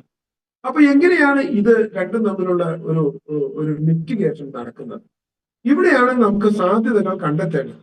ഇത്തരത്തിൽ ഡെപ്പോസിറ്റ് ചെയ്യുന്ന പണം ഏതെങ്കിലും ഒരു തരത്തിൽ നമുക്ക് ഉപയോഗപ്പെടുത്താൻ കഴിയുമെങ്കിൽ നമ്മുടെ സംരംഭത്തിന് ഗുണകരമായ രീതിയിൽ അത് ഉപയോഗപ്പെടുത്തണം. അതുപോലെ തന്നെ മിനിമം വായ്പ മാത്രമേ നമ്മൾ എടുക്കാവൂ എന്നുള്ളതാണ്. പല സംരംഭകരും നമ്മളോട് ചോദിക്കും, എത്ര രൂപ വരെ ലോൺ കിട്ടും സാർ, എന്നിട്ട് പ്രോജക്റ്റ് തീരുമാനിക്കാം. അങ്ങനെയല്ല. നമ്മൾ മാർക്കറ്റബിൾ ആയിട്ടുള്ള, ഞാൻ ആദ്യം പറഞ്ഞ സമൂഹത്തിന് ആവശ്യമുള്ള മാർക്കറ്റ് ചെയ്യാൻ കഴിയുന്ന ഒരു പ്രോജക്റ്റ് ഐഡിയ എത്തിക്കഴിഞ്ഞാൽ പിന്നീടാണ് നമ്മൾ ചിന്തിക്കേണ്ടത് ഇത് എസ്റ്റാബ്ലിഷ് ചെയ്യുന്നതിന് എത്ര രൂപയുടെ ഇൻവെസ്റ്റ്മെന്റ് വരും, അത് എനിക്ക് മാനേജബിൾ ആണോ? മാനേജബിൾ അല്ലെങ്കിൽ സ്വാഭാവികമായും നമ്മൾ അടുത്ത സംരംഭ മേഖല സെർച്ച് ചെയ്ത് പോകണം. ആ സംരംഭത്തിൽ സ്റ്റിക്ക് ഓൺ ചെയ്യരുത്. അപ്പൊ വായ്പ എടുത്തിട്ട് ആദ്യത്തെ വർഷങ്ങളിലുള്ള റിട്ടേൺ എന്ന് പറയുന്നത് എപ്പോഴും കുറവായിരിക്കും എന്ന് ഞാൻ നേരത്തെ സൂചിപ്പിച്ചു. ഇങ്ങനെ വരുമ്പോൾ വലിയ പ്രതിസന്ധിയിലേക്ക് നമ്മൾ കടന്നു വരും. 3 മാസം തുടർച്ചയായി ഒരു വായ്പ തിരിച്ചടയ്ക്കാതിരുന്നാൽ ആ സംരംഭങ്ങളെ NPA, നോൺ പെർഫോമിംഗ് അസറ്റ് എന്ന വിഭാഗത്തിലേക്ക് തരം താഴ്ത്തപ്പെടുകയും ആ സംരംഭങ്ങളുടെ പ്രൊമോട്ടേഴ്സിന്റെ സിബിൽ സ്കോർ മോശമാവുകയും പിന്നീട് മറ്റൊരു ബാങ്കും ഒരു ലോണും സൗകര്യങ്ങളും തരാത്ത അവസ്ഥയിലേക്ക് മാറുകയും ചെയ്യും. പുതു സംരംഭകർ ഈ കാര്യം തുടക്കത്തിൽ ശ്രദ്ധിക്കാറില്ല. അപ്പൊ നമുക്ക് തിരിച്ചടയ്ക്കാൻ കഴിയുന്ന ലോൺ എടുക്കുന്നതിന് തടസ്സമൊന്നുമില്ല. ലോൺ എടുക്കണ്ട എന്നല്ല ഞാൻ പറഞ്ഞത്. നമുക്ക് മാനേജബിൾ ആയിരിക്കണം. അത്ര അത്യാവശ്യമുള്ള ഘട്ടങ്ങളിൽ മാത്രമേ ലോൺ എടുക്കാം. അതുപോലെ തന്നെ പല സംരംഭകരും വരുത്തുന്ന ലോണുമായി ബന്ധപ്പെട്ട് വരുത്തുന്ന ഒരു മിസ്റ്റേക്ക് ഈ കെട്ടിട നിർമ്മാണത്തിനൊക്കെ ലോൺ എടുക്കുക എന്നുള്ളതാണ്. ഇപ്പൊ സ്വന്തം സ്ഥലമാണെങ്കിൽ സ്വന്തം സ്ഥലത്ത് കെട്ടിടം പണിയാൻ സർക്കാർ ബാങ്ക് ലോൺ തരും. ഇനിയിപ്പോ സ്വന്തം സ്ഥലമല്ല, നമ്മളൊരു 11 വർഷത്തേക്ക് 10 വർഷത്തേക്കുള്ളിൽ ലീസിൽ എടുത്തിട്ടുണ്ടെങ്കിലും ലോൺ തരും. പക്ഷേ നമ്മൾ ഈ ലോൺ എടുത്തിട്ട് ഈ കെട്ടിടം പണിയാൻ ശ്രമിച്ചു കഴിയുമ്പോൾ സംഭവിക്കുന്നത് എന്താണെന്ന് വെച്ചാൽ ഈ കെട്ടിടം പണി ഇങ്ങനെ അനന്തമായിട്ട് നീണ്ടുപോകും. എനിക്ക് ഒത്തിരി എക്സ്പീരിയൻസ് ഉള്ളതുകൊണ്ട് ഞാൻ പറയുന്നത്, അനന്തമായിട്ട് നീണ്ടുപോകും. കേരളത്തിൽ എന്റെ ഒരു പ്രത്യേകത എന്ന് പറയുന്നത് പറഞ്ഞ സമയത്ത് ഒരിക്കലും കെട്ടിടം പണി പൂർത്തിയാക്കാറില്ല. അപ്പൊ ഈ കെട്ടിടം പണി നീണ്ടുപോകുമ്പോൾ എന്ത് സംഭവിക്കും? ഈ ലോൺ എടുത്ത പലിശയുടെ ഇൻട്രസ്റ്റ് അക്യുമുലേറ്റ് ചെയ്യും. സ്വാഭാവികമായും പിന്നീട് നമ്മൾ മെഷീനറി വാങ്ങാൻ ചെല്ലുമ്പോൾ മെഷീനറിക്ക് അനുവദിച്ചിട്ടുള്ള വായ്പാ തുകയിൽ നിന്നും ഈ കെട്ടിടത്തിനെടുത്ത വായ്പയുടെ പലിശ അഡ്ജസ്റ്റ് ചെയ്യപ്പെടും.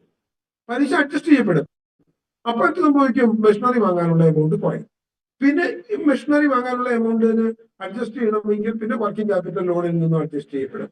അപ്പൊ വർക്കിംഗ് ക്യാപിറ്റൽ ഇല്ലാണ്ട് ഒരു സ്ഥാപനം തുടങ്ങാൻ നേരത്തെ ഇങ്ങനെ പല രീതിയിലുള്ള പ്രശ്നങ്ങൾ നേരിടേണ്ടി വരും.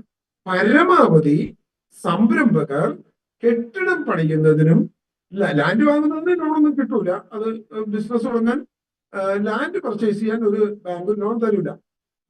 അവിടെ കെട്ടിടം പണിയാനാണ് ലോൺ തരിക. പരമാവധി കെട്ടിടം പണിയാൻ ലോൺ എടുക്കാതിരിക്കുക എന്നുള്ളതാണ് ഒന്നാമത്തെ കാര്യം.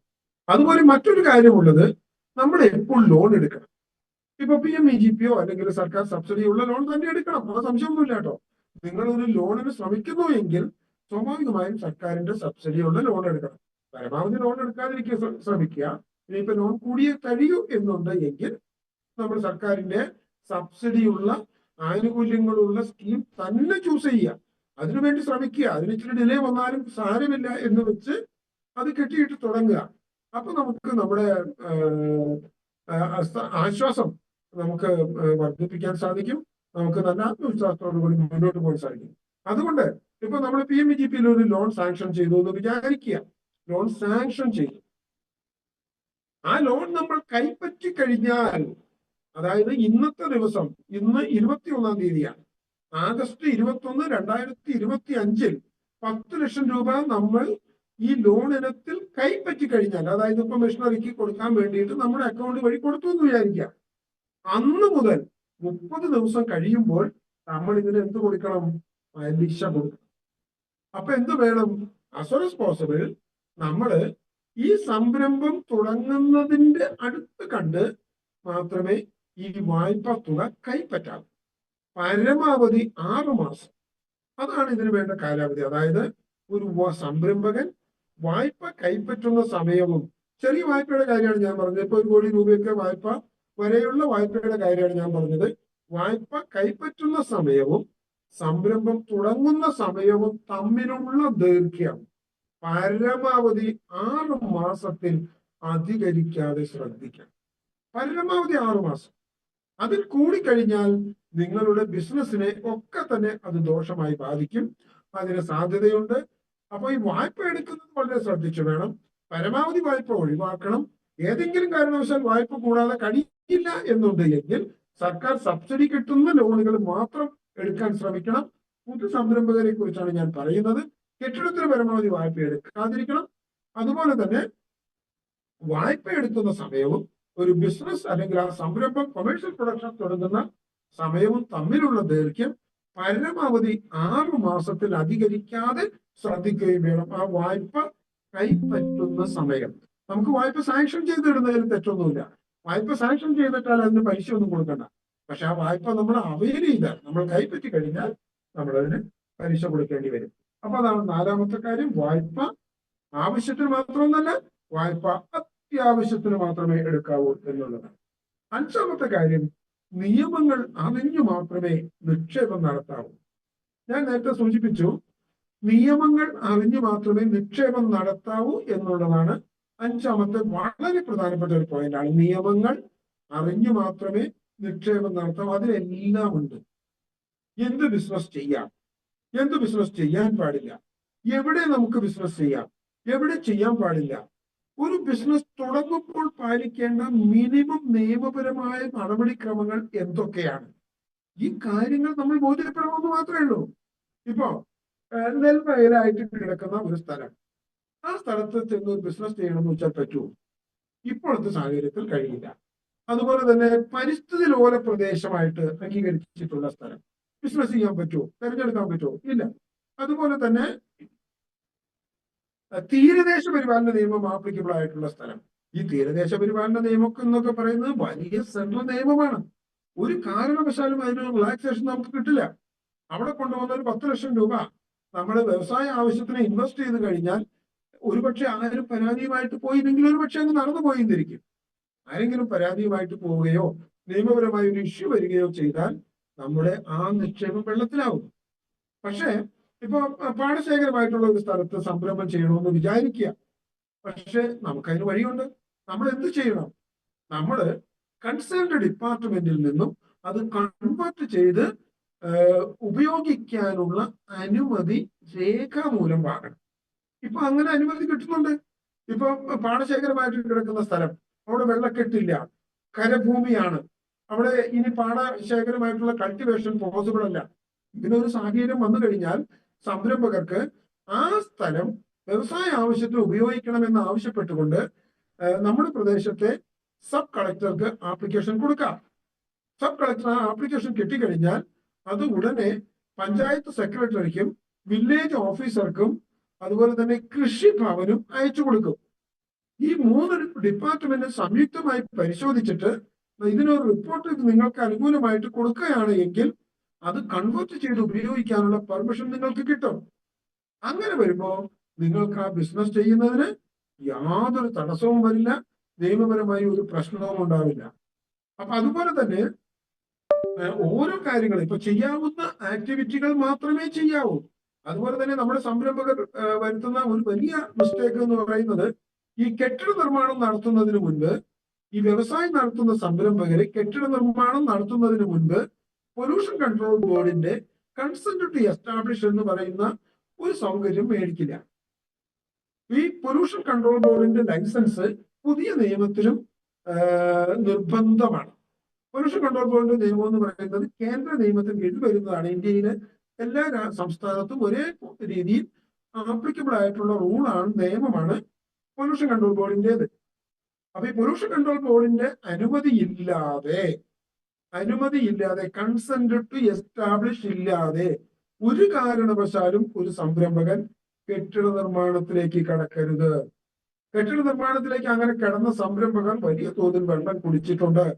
ഈ അയൽപക്കവുമായിട്ട് തൊട്ടടുത്ത ആളുടെ ബൗണ്ടറിയുമായിട്ട് 25 മീറ്റർ നീളം വേണം, അല്ലെങ്കിൽ 3 മീറ്റർ നീളം വേണം എന്നൊക്കെ പറയുന്ന ക്രൈറ്റീരിയ നമ്മൾ പലപ്പോഴും പാലിക്കില്ല ഈ കൺസെന്റ് ടു എസ്റ്റാബ്ലിഷ് മേടിക്കാതെ പണിതാൻ. അപ്പൊ അതുകൊണ്ട് തീർച്ചയായും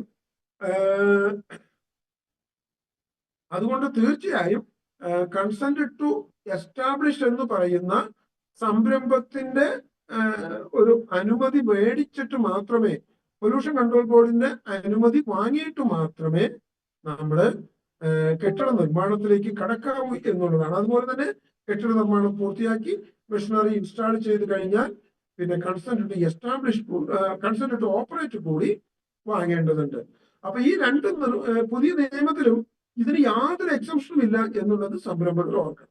പൊല്യൂഷൻ കൺട്രോൾ ബോർഡിന്റെ അനുമതി നിർബന്ധമായും എല്ലാ വ്യവസായ സ്ഥാപനങ്ങളും, മാനുഫാക്ചറിങ്ങോ അല്ലെങ്കിൽ സർവീസോ ചെയ്യുന്ന സ്ഥാപനങ്ങളും അതിന്റെ കാറ്റഗറി അനുസരിച്ച് നിർബന്ധമായും വാങ്ങിയിരിക്കേണ്ടതാണ് എന്നാണ് പുതിയ നിയമത്തിലും പറയുന്നത്. അതിന് യാതൊരു എക്സംഷനും ഇല്ല.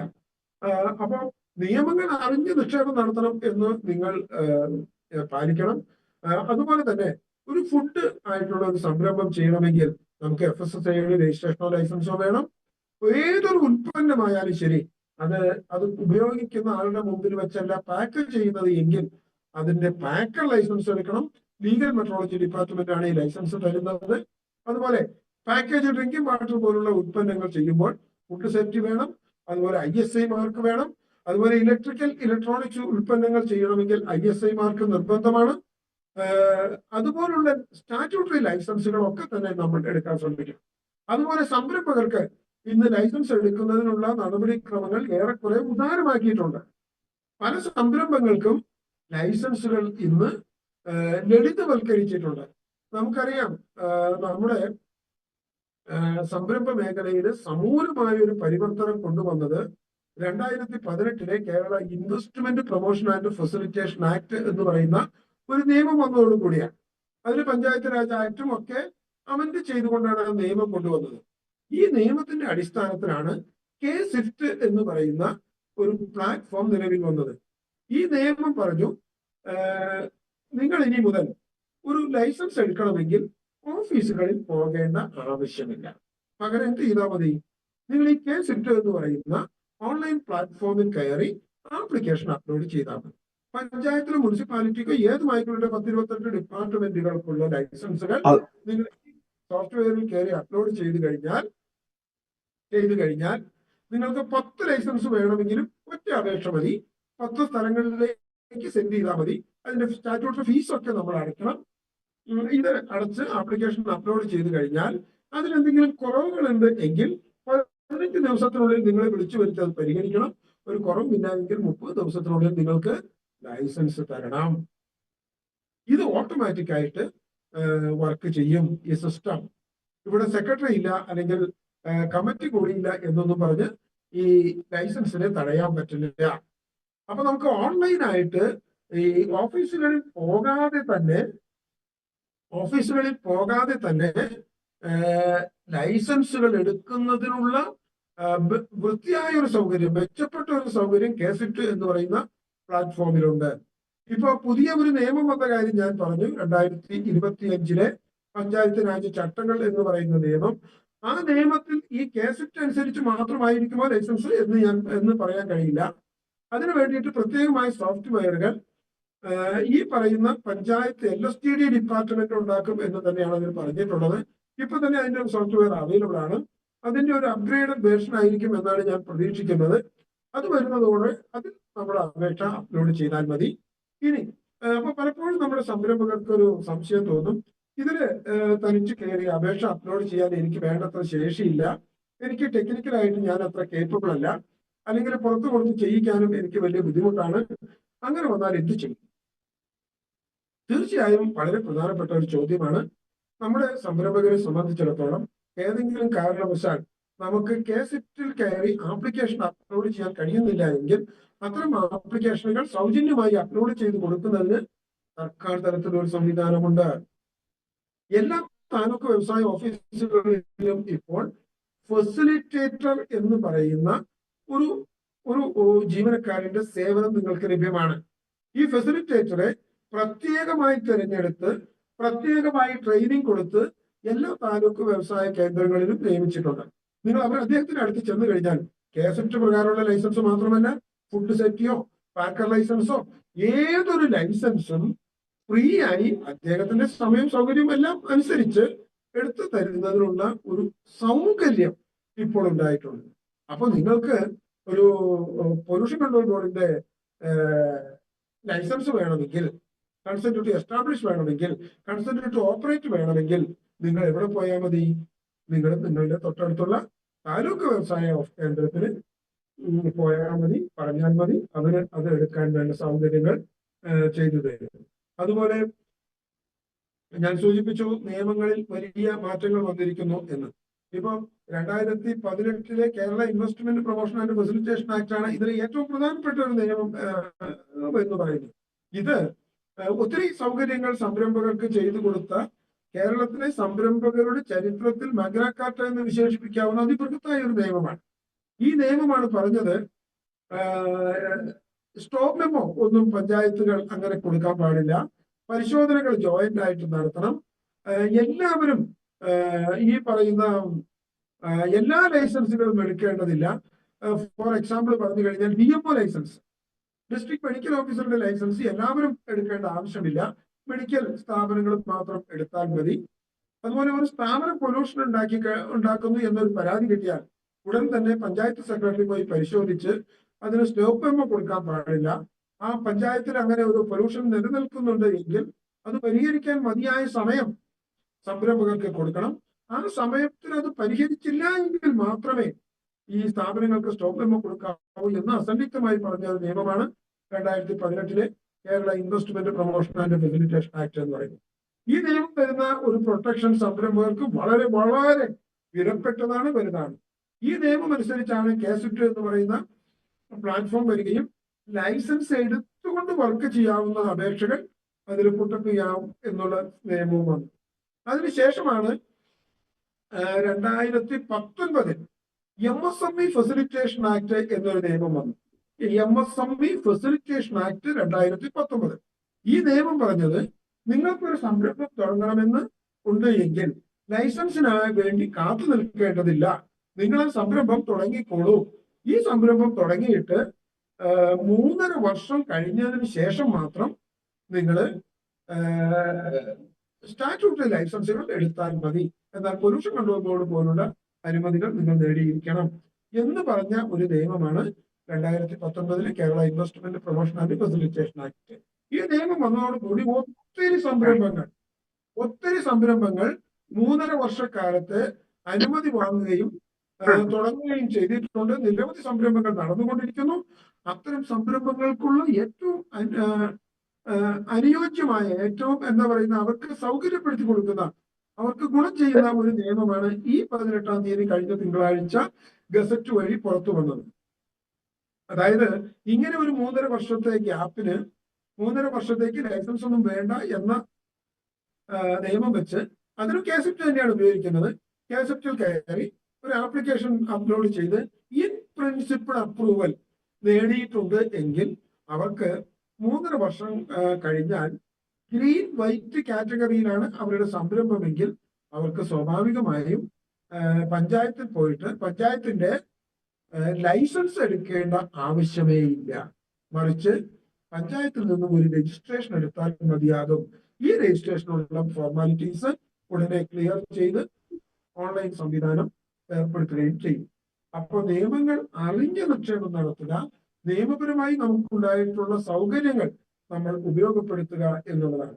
നമ്മുടെ ഒരു സംരംഭം ചെയ്യുക എന്ന് പറയുന്നത് ഇന്ത്യയിലെ ഒരു പൗരന്റെ മൗലിക അവകാശങ്ങളുടെ പട്ടികയിൽ വരുന്ന പല ആളുകളും പല പഞ്ചായത്ത് അതുപോലുള്ള ആൾക്കാരൊക്കെ പറയും, നിങ്ങൾ സംരംഭം ചെയ്യുന്നതിന് തൊട്ടടുത്തുള്ള ആൾക്കാരുടെ കയ്യൊപ്പ് വാങ്ങിക്കൊണ്ട് വരാൻ പറയുന്ന ഒരു സ്ഥിതിയുണ്ട്. ഒരു കാരണവശാലും അങ്ങനെ കയ്യൊപ്പ് വാങ്ങിക്കൊടുക്കേണ്ട ആവശ്യമില്ല. കാരണം സംരംഭം ചെയ്യുക എന്ന് പറയുന്നത് ഒരു വ്യക്തിയുടെ മൗലിക അവകാശമാണ്. അതും നിയമപരമായി നിങ്ങൾക്ക് കിട്ടുന്ന ഒരു പ്രൊട്ടക്ഷനാണ്. അതും നിങ്ങൾ മനസ്സിലാക്കിയിരിക്കണം. ഇന്ത്യൻ ഭരണഘടനയുടെ ആർട്ടിക്കിൾ 19(1)G ഒരു പൗരന് നൽകുന്ന മൗലിക അവകാശമാണ് സംരംഭം നടത്തുക എന്ന് പറയുന്നത്. അപ്പൊ അതുകൊണ്ട് തന്നെ അത്തരം അവകാശങ്ങൾ നമുക്ക് എസ്റ്റാബ്ലിഷ് ചെയ്ത് കിട്ടാൻ, നടത്തി കിട്ടാൻ അയൽപക്കത്തുകാരന്റെ സമ്മതം വാങ്ങിക്കേണ്ട യാതൊരു സാഹചര്യവും ഇല്ല. അങ്ങനെ പറഞ്ഞാൽ അനുസരിക്കാൻ നമ്മൾ ബാധ്യസ്ഥരല്ല. സംരംഭം എന്ന് പറയുന്നത് മൗലിക അവകാശമാകയാൽ തീർച്ചയായും അദ്ദേഹം ആ സംരംഭവുമായി മുന്നോട്ട് പോകാൻ കഴിയും. തൊട്ടടുത്തുള്ള ആൾക്കാരുടെ കൺസെന്റ് വാങ്ങേണ്ട ആവശ്യമില്ല. അപ്പൊ നിയമങ്ങൾ അറിയണം. നിയമങ്ങൾ നമുക്ക് അനുകൂലമായി രാജ്യത്ത് വന്നിട്ടുള്ള പുതിയ നിയമങ്ങളും നമ്മൾ മനസ്സിലാക്കണം. അത്തരം നിയമങ്ങളുടെ പ്രൊട്ടക്ഷൻ, അതിന്റെ സംരക്ഷണം പരമാവധി ഉപയോഗപ്പെടുത്തിക്കൊണ്ട് നിങ്ങൾ ലൈസൻസ് പോലുള്ള കാര്യങ്ങൾക്ക് നീങ്ങണം. അങ്ങനെ വരണമെങ്കിൽ നിങ്ങൾ എന്ത് ചെയ്യണം എന്ന് ചോദിച്ചാൽ, കോസ്മെറ്റിക്സ് മാനുഫാക്ചർ ചെയ്യുന്ന ആൾക്കാർക്കെല്ലാം ആപ്ലിക്കബിൾ ആണ്. പക്ഷെ കോസ്മെറ്റിക്സ് ഉണ്ടാക്കുന്ന ആൾക്കാർക്ക് ഒരു ലൈസൻസ് വേണം. അത് ഏതാണ്? അത് ഡ്രഗിന്റെ ലൈസൻസ് ആണ്. ഡ്രഗിന്റെ ലൈസൻസിനൊന്നും ഒരു എക്സംഷനും ഇല്ല. ഡ്രഗിന്റെ ലൈസൻസ് നിങ്ങൾ എടുക്കണം. പക്ഷെ നിങ്ങളുടെ മാനുഫാക്ചറിങ് ഗ്രീൻ കാറ്റഗറിയിലാണ്. അതുകൊണ്ട് നിങ്ങൾ പഞ്ചായത്ത് ലൈസൻസ് എടുക്കേണ്ട ആവശ്യമില്ല. പഞ്ചായത്തിന്റെ ഒരു രജിസ്ട്രേഷൻ എടുത്താൽ മതിയാകും. അതിന് സെപ്പറേറ്റ് ആയിട്ടുള്ള ഒരു കാര്യം ഉണ്ടാകും എന്നുള്ളതാണ്. ഹെയർ ഓയിലും ഞാനൊരു കാര്യം പറയട്ടെ, നമുക്ക് ഈ മെഡിസിനലായി ഉപയോഗിക്കുന്ന ഏതൊരു പ്രോഡക്റ്റിനും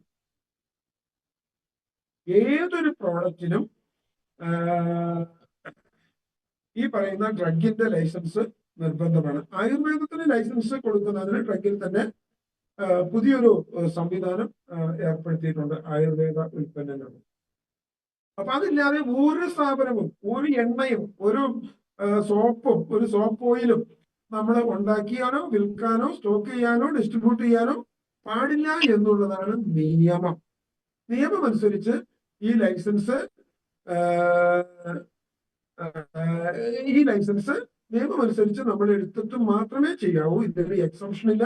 ഇതിന് എക്സംഷൻ കൊടുക്കാൻ ആർക്കും കഴിയില്ല. കാരണം അതിന്റെ ഒരു ക്വാളിറ്റി സർട്ടിഫിക്കേഷൻ ആണ് ഈ പറയുന്ന ഹെയർ ഓയിൽ മാനുഫാക്ചർ ചെയ്യുമ്പോൾ നമ്മൾ എടുക്കേണ്ടതായിട്ടുള്ള ഡ്രഗിന്റെ കീഴിലുള്ള ആയുഷ് ഡിപ്പാർട്ട്മെന്റ് നൽകുന്ന ലൈസൻസ്. ഡ്രഗിന്റെ കീഴിൽ ആയുഷ് ഡിപ്പാർട്ട്മെന്റ് ആണ് ആയുർവേദ ഉൽപ്പന്നങ്ങൾക്കുള്ള ലൈസൻസ് നൽകുന്നത്. ഇത് നിങ്ങൾ ഡ്രഗ് കൺട്രോളറിനെ തന്നെ മീറ്റ് ചെയ്താൽ മതി.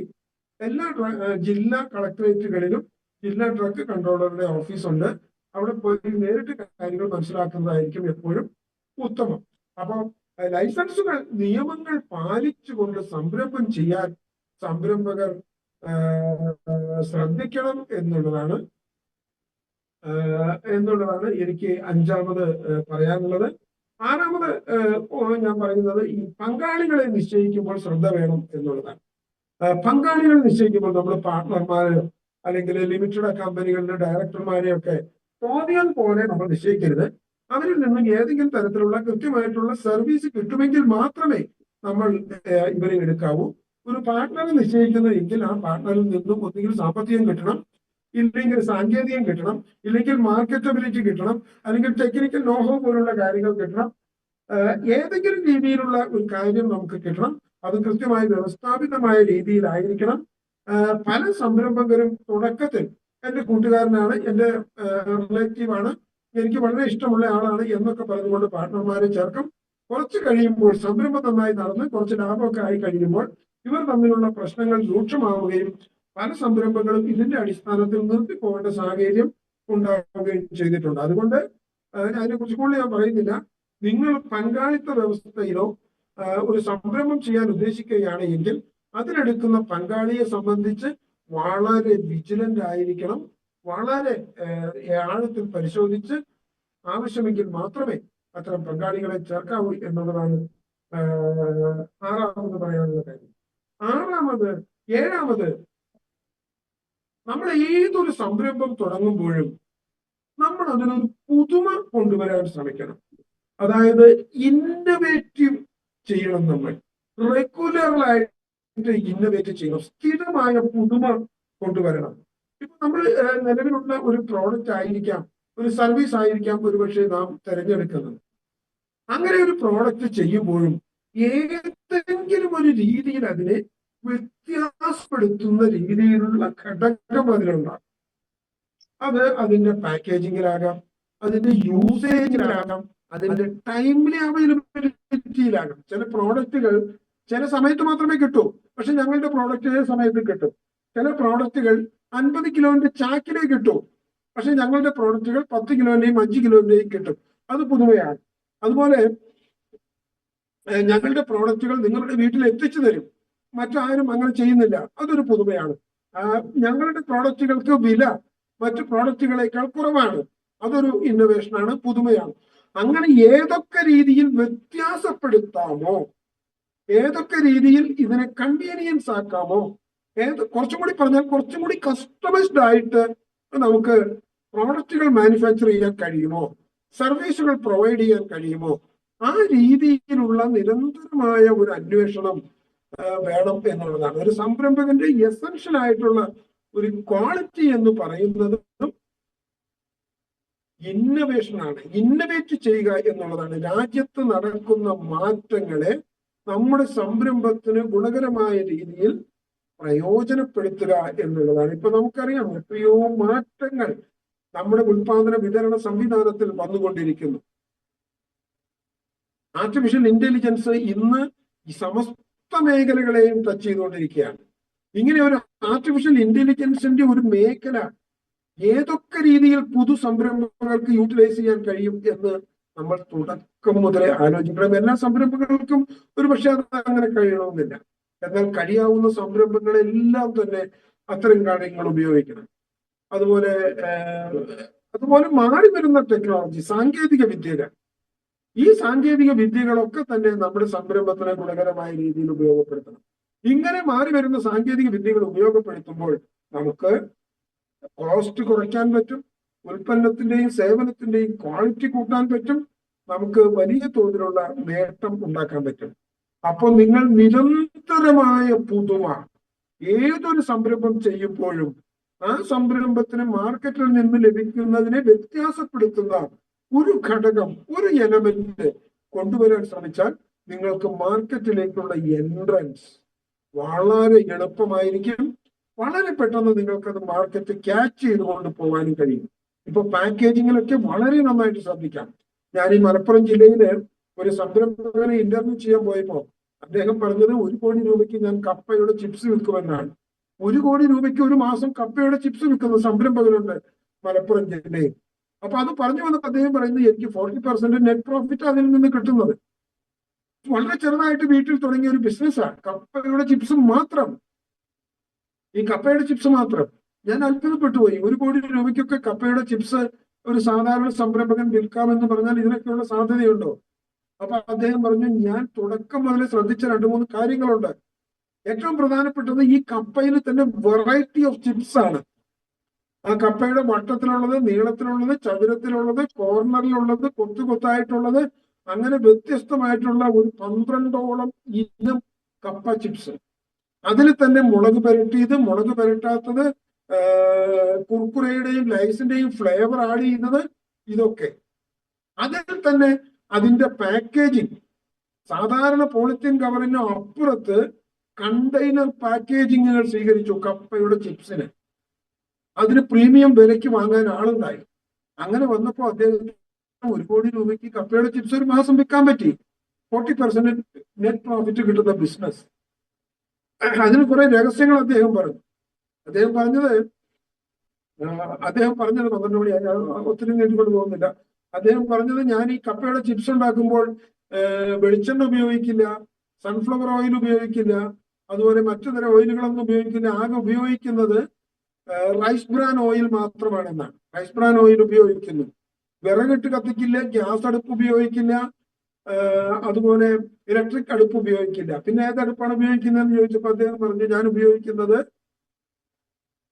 ബ്രിക്കറ്റ് വെച്ച് കത്തിക്കുന്ന അടുപ്പാണ്. ബ്രിക്കറ്റ് നമ്മൾ പണ്ടൊക്കെ ഈ അറക്കപ്പൊടി കത്തിച്ചിരുന്ന ആ ഒരു സിസ്റ്റം ഉപയോഗിക്കുന്ന ബ്രിക്കറ്റുകൾ ഇപ്പൊ ലഭ്യമാണ്.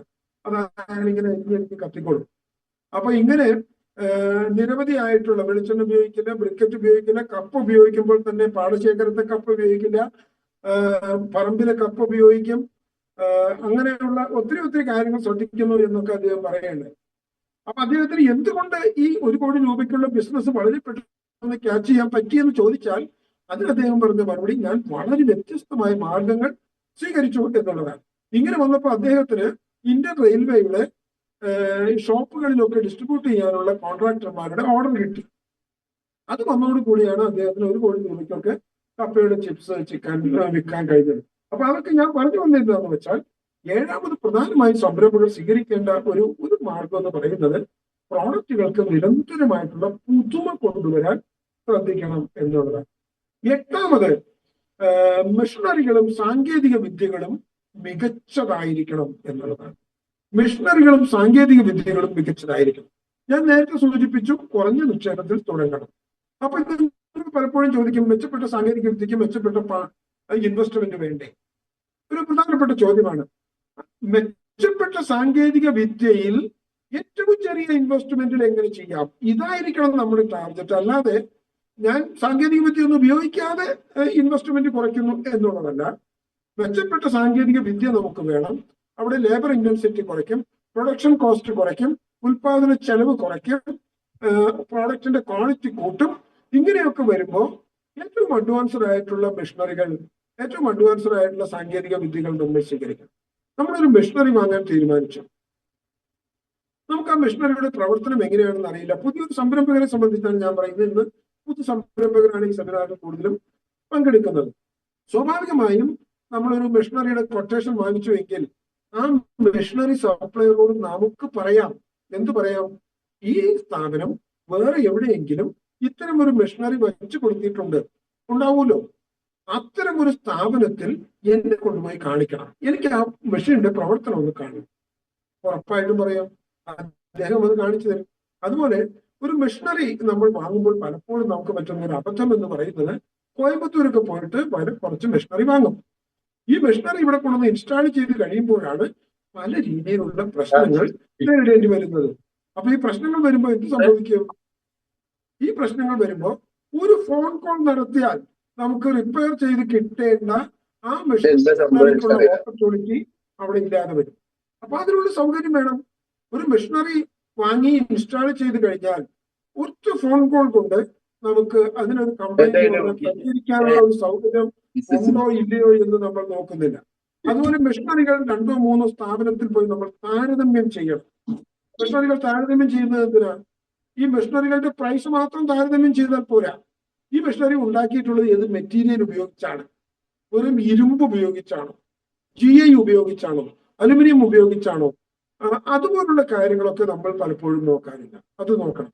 അതുപോലെ ഈ മെഷീനറിയുടെ പ്രവർത്തനം, ഈ മെഷീനറി നമ്മൾ ഓർഡർ ചെയ്ത് കഴിഞ്ഞാൽ ആ മെഷീനറി നമ്മുടെ സ്ഥാപനത്തിൽ പ്ലോട്ടിൽ കൊണ്ടുവന്ന് ഇൻസ്റ്റാൾ ചെയ്യണം. അതിന്റെ ട്രയൽ റൺ എടുക്കണം. അതിന്റെ കൊമേഴ്ഷ്യൽ പ്രൊഡക്ഷൻ എടുക്കുന്നത് വരെയുള്ള ഉത്തരവാദിത്വം ആ മെഷീനറി സപ്ലയർക്ക് ഉണ്ടാകണം. ആ രീതിയിൽ എഗ്രിമെന്റ് വെച്ചിട്ട് വേണം നമ്മൾ മെഷീനറികൾ വാങ്ങാൻ. അതുപോലെ മെഷീനറികളുടെ കൊട്ടേഷൻസ് നമ്മൾ കമ്പാരിറ്റീവ് സ്റ്റഡി നടത്തി നോക്കണം. അങ്ങനെ ഏറ്റവും അഡ്വാൻസ്ഡ് ആയിട്ടുള്ള മെഷീനറികൾ വാങ്ങാനും ശ്രമിക്കണം. അതുപോലെ തന്നെ മറ്റൊരു കാര്യം പറയാനുള്ളത്, പല സംരംഭകരും വായ്പ കൂടുതൽ എടുക്കാൻ വേണ്ടിയിട്ട് ഈ മെഷീനറികളുടെ കൊട്ടേഷൻ വലിയ തോതിൽ കൂട്ടിക്കാണിക്കുകയും വായ്പയ്ക്ക് അപേക്ഷിക്കുകയും ചെയ്യും. അങ്ങനെ ചെയ്തു കഴിഞ്ഞാൽ നിങ്ങൾ മനസ്സിലാക്കുന്നത് പോലെ 18% GST നാം അതിന് നൽകേണ്ടി വരും. അതുപോലെ വലിയ തോതിലുള്ള കമ്മീഷനും കൊടുക്കേണ്ടി വരും. അങ്ങനെ ബോഗസ് ആയിട്ടുള്ള യാതൊരു കൊട്ടേഷനുകളും മേടിക്കാതിരിക്കുക, കറക്റ്റ് ആയിട്ടുള്ള കൊട്ടേഷൻ വാങ്ങിക്കുക. ഈ മെഷീനറിയുടെ പ്രവർത്തനം നമ്മൾ വാങ്ങിക്കാൻ ഉദ്ദേശിക്കുന്ന മെഷീനറി സപ്ലയറോട് തന്നെ പറഞ്ഞ് എവിടെയാണോ ഇൻസ്റ്റാൾ ചെയ്ത് കൊടുത്തിട്ടുള്ളത് അവിടെ കാണണമെന്ന് ആവശ്യപ്പെടുക. അത് കണ്ടിട്ട് നിങ്ങൾ മെഷീനറി ചൂസ് ചെയ്യുക. ആ മെഷീനറി നിങ്ങളുടെ സ്ഥാപനത്തിൽ വരണം, ഇൻസ്റ്റാൾ ചെയ്യണം, ട്രയൽ റൺ നടത്തണം. കൊമേഴ്ഷ്യൽ പ്രൊഡക്ഷൻ എത്തുന്നത് വരെ നമുക്ക് അതിന്റെ സൗകര്യം വേണം. ഈ രീതിയിലുള്ള ഒരു ധാരണ ഉണ്ടാക്കിയിട്ട് വേണം മെഷീനറി പർച്ചേസ് ചെയ്യാൻ. ഇതാണ് എനിക്ക് പറയാനുള്ള 8ാമത്തെ വളരെ പ്രധാനപ്പെട്ട പോയിന്റ് എന്ന് പറയുന്നത്. സാങ്കേതിക വിദ്യയും ഉപകരണങ്ങളും വാങ്ങുമ്പോൾ ശ്രദ്ധ വേണം. 9ാമത് പറയാനുള്ളത് വളരെ പ്രധാനപ്പെട്ട ഒരു കാര്യമാണ്. വിപണിക്ക് അതിർവരമ്പുകൾ ഉണ്ടാക്കരുത്. Don't fix boundaries for the market. മാർക്കറ്റിന് അതിർവരമ്പുകൾ ഉണ്ടാക്കരുത്, ബൗണ്ടറികൾ നിശ്ചയിക്കരുത്. എന്തുകൊണ്ട്? ഇന്ന് ഞാൻ പറഞ്ഞു, കാലഘട്ടം വല്ലാണ്ട് മാറിയിരിക്കുന്നു. ഏതൊരു സംരംഭകനും വളരെ ഈസിയായി വിപണന രംഗത്ത് ആശ്രയിക്കാവുന്ന വലിയൊരു മേഖലയാണ് ഡിജിറ്റൽ മാർക്കറ്റിംഗ് എന്ന് പറയുന്നത്. ഡിജിറ്റൽ മാർക്കറ്റിംഗ് നൽകുന്ന ഓപ്പർച്യൂണിറ്റി എന്ന് പറയുന്നത് ബൗണ്ടറികൾ ഇല്ലാതെ ബിസിനസ് ചെയ്യാൻ കഴിയുന്നു എന്നുള്ളതാണ്. ഇത്രമാത്രം കുറഞ്ഞ ചെലവിൽ ബിസിനസ് ചെയ്യാൻ, മാർക്കറ്റ് ചെയ്യാൻ അവസരമൊരുക്കുന്ന മറ്റൊരു സെഗ്മെന്റ് ഇല്ല. ഡിജിറ്റൽ മാർക്കറ്റിംഗ് എന്ന് പറയുന്നത് മാർക്കറ്റിംഗിന്റെ ഒരു എസൻഷ്യൽ ഘടകമായി തുടക്കം മുതൽ തന്നെ സംരംഭകർ ശ്രദ്ധിക്കണം. വിപണിയുടെ മാർക്കറ്റിന്റെ ഒരു എസൻഷ്യൽ പാർട്ടാണ് ഈ ഡിജിറ്റൽ മാർക്കറ്റിംഗ്. ഡിജിറ്റൽ മാർക്കറ്റിങ്ങിനെ ആശ്രയിക്കാതെ ഇനി അങ്ങോട്ട് ഒരു സംരംഭകനും ഈവൻ സൈറ്റിലെത്തി സർവീസ് ചെയ്തു കൊടുക്കുന്ന ഒരു ഓട്ടോമൊബൈൽ റിപ്പയറിംഗ് സർവീസിംഗ് കേന്ദ്രത്തിൽ പോലും മുന്നോട്ട് പോകാൻ കഴിയാത്ത ഒരു സ്ഥിതിയിലാണ് കാര്യങ്ങൾ വന്നിട്ടുള്ളത്. ഇവിടെ തന്നെ ഇതിന് തന്നെ ധാരാളം മാർക്കറ്റ് സാധ്യതകളുണ്ട്, ധാരാളം സംരംഭ സാധ്യതകളുണ്ട് ഈ പറയുന്ന ഡിജിറ്റൽ മാർക്കറ്റിംഗ് എന്ന് പറയുന്ന മേഖലയിൽ. ഡിജിറ്റൽ മാർക്കറ്റിംഗ് മാത്രം നടത്തുന്ന എത്രയോ സ്ഥാപനങ്ങളുണ്ട് എന്നറിയുന്നു. അതിന്റെ കണ്ടന്റ് റൈറ്റിംഗ്, അതുപോലെ ഓൺലൈൻ ടീച്ചിങ് എന്നൊക്കെ പറയുന്നത് ഡിജിറ്റലൈസേഷന്റെ ഭാഗമായിട്ട് വന്നിട്ടുള്ളതാണ്. നിരവധി ഓപ്പർച്യൂണിറ്റീസ് ഡിജിറ്റൽ മാർക്കറ്റിംഗ് എന്ന് പറയുന്ന മേഖലയിൽ സംരംഭം തുടങ്ങുന്നതിനുണ്ട്. ഇവിടെ ഈ കോതമംഗലത്തിനടുത്ത് നവാസ് എന്ന് പറയുന്ന ഒരു ചെറുപ്പക്കാരൻ ചെയ്യുന്ന ചെറിയൊരു ബിസിനസ് ആക്ടിവിറ്റിയാണ്. അദ്ദേഹം ഓൺലൈൻ മാർക്കറ്റിംഗ് മാത്രമാണ് ചെയ്യുന്നത്. അദ്ദേഹം ചെയ്തത് സ്പൈസസ് ആണ്. സ്പൈസസ്, സുഗന്ധവ്യഞ്ജനങ്ങൾ. ഈ ഇടുക്കി മൂന്നാറിൽ നിന്നും കൊണ്ടുവരുന്ന കുരുമുളക്, ഏലം, ജാതി, ഗ്രാമ്പു, അതുപോലുള്ള സാധനങ്ങളൊക്കെ ചെറിയ ചെറിയ പാക്കറ്റിലാക്കി ആൾക്കാർക്ക് എത്തിച്ചു കൊടുക്കുക. ചുക്ക്, കുരുമുളക്, അതുപോലെ മഞ്ഞൾപ്പൊടിയല്ല, ഉണക്കിയ മഞ്ഞൾ. ഇപ്പൊ അതിനൊക്കെ ഭയങ്കര ഡിമാൻഡാണ്. ആൾക്കാർക്ക് ഈ മഞ്ഞൾപ്പൊടി വാങ്ങുമ്പോൾ പലപ്പോഴും വിശ്വാസക്കുറവുണ്ടാകുന്നു. അതുകൊണ്ട് ഇദ്ദേഹത്തിന്റെ അടുത്ത് നിന്നും മഞ്ഞൾ വാങ്ങുന്നു. ഉണക്കിയ മഞ്ഞൾ വാങ്ങി അത് പ്രോസസ് ചെയ്ത് അവരുപയോഗിക്കുന്ന ഒരു മിക്സിയിലിട്ട് അടിച്ചു കഴിഞ്ഞാൽ മഞ്ഞൾപ്പൊടിയായി. ഏറ്റവും ശുദ്ധമായ മഞ്ഞൾപ്പൊടി ഉണ്ടാക്കാം. കുരുമുളക്, എനിക്ക് അല്പം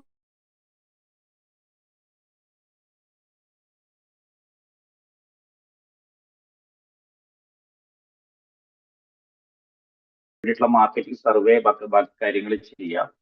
അപ്പൊ നമ്മൾ ഏത് സാധനം ഉൽപ്പന്നങ്ങൾ തിരഞ്ഞെടുക്കുമ്പോഴും പ്രൊഡക്റ്റ് തിരഞ്ഞെടുക്കുമ്പോഴും അതിന് ഒരു മാർക്കറ്റ് ഉണ്ടാവും നോക്കുക. അതായത് കസ്റ്റമറുടെ പെയിനിന് വേണ്ടിയിട്ടുള്ള അല്ലെങ്കിൽ ഒരു ബേണിംഗ് ആയിട്ടുള്ള ഒരു പെയിനിന് വേണ്ടിയിട്ടുള്ള ഒരു സൊല്യൂഷൻ എന്നുള്ള രീതിയിലാണ് നമ്മൾ മാർക്കറ്റിൽ ഒരു ഗ്യാപ്പ് ഉണ്ടെങ്കിൽ അത് ഫില്ല് ചെയ്യാൻ വേണ്ടിയിട്ടുള്ള പ്രൊഡക്റ്റ് ആണ് നമ്മൾ തിരഞ്ഞെടുക്കേണ്ടത്.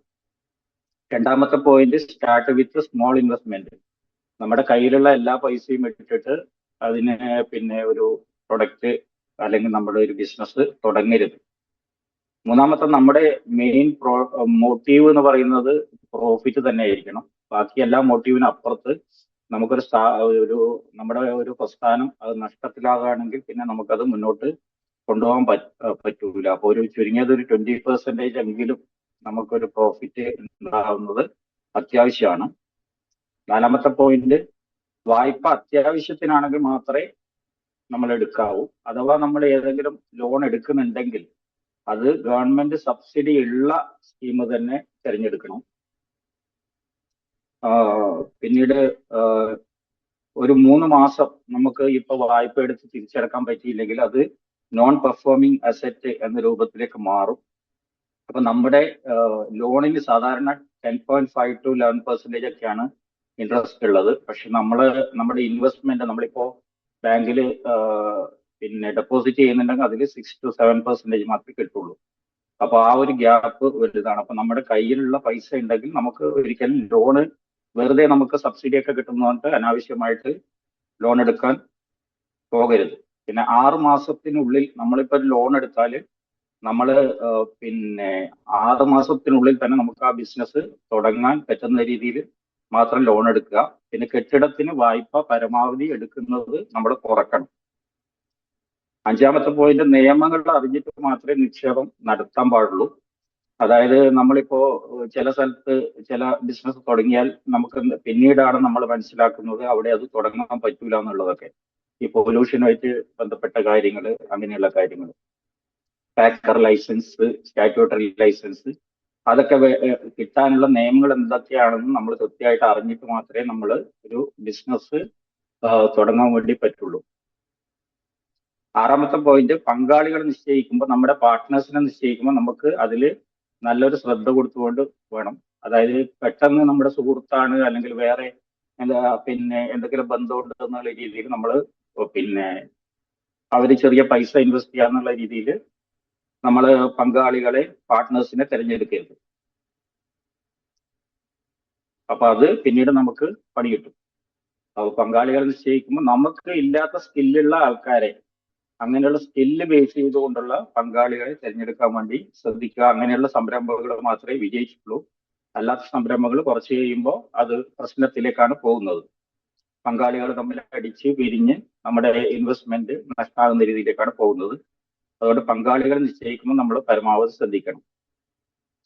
ഏഴാമത്തത്, സംരംഭത്തിൽ നമ്മുടെ എല്ലാ സംരംഭത്തിലും ഇന്നോവേറ്റീവ് ആയിട്ടുള്ള അല്ലെങ്കിൽ ഒരു പുതുമ കൊണ്ടുവരണം. സാധാരണ ഉള്ള ഇപ്പൊ ഒരു അച്ചാർ ബിസിനസ് ആണെങ്കിൽ സാധാരണ എല്ലാവരും ചെയ്യുന്ന അതേ രീതിയിൽ ഒരു ബിസിനസ് നമ്മൾ തുടങ്ങരുത്. അതിൽ എന്തെങ്കിലും ഒരു പുതുമ, ചെറിയ എന്തെങ്കിലും ഒരു പുതുമ നമുക്ക് കൊണ്ടുവരാൻ വേണ്ടി കഴിയണം.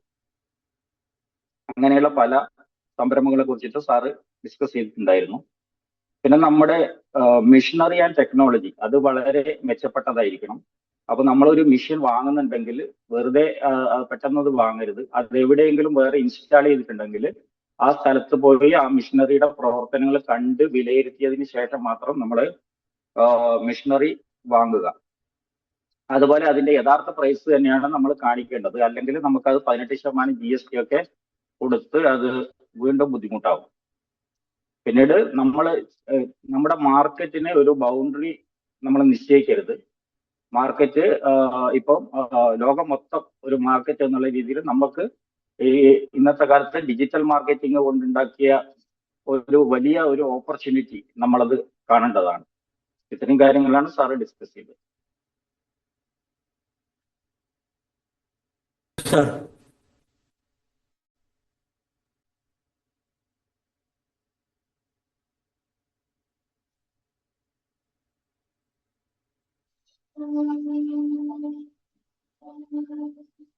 അല്ലേ? അതെ.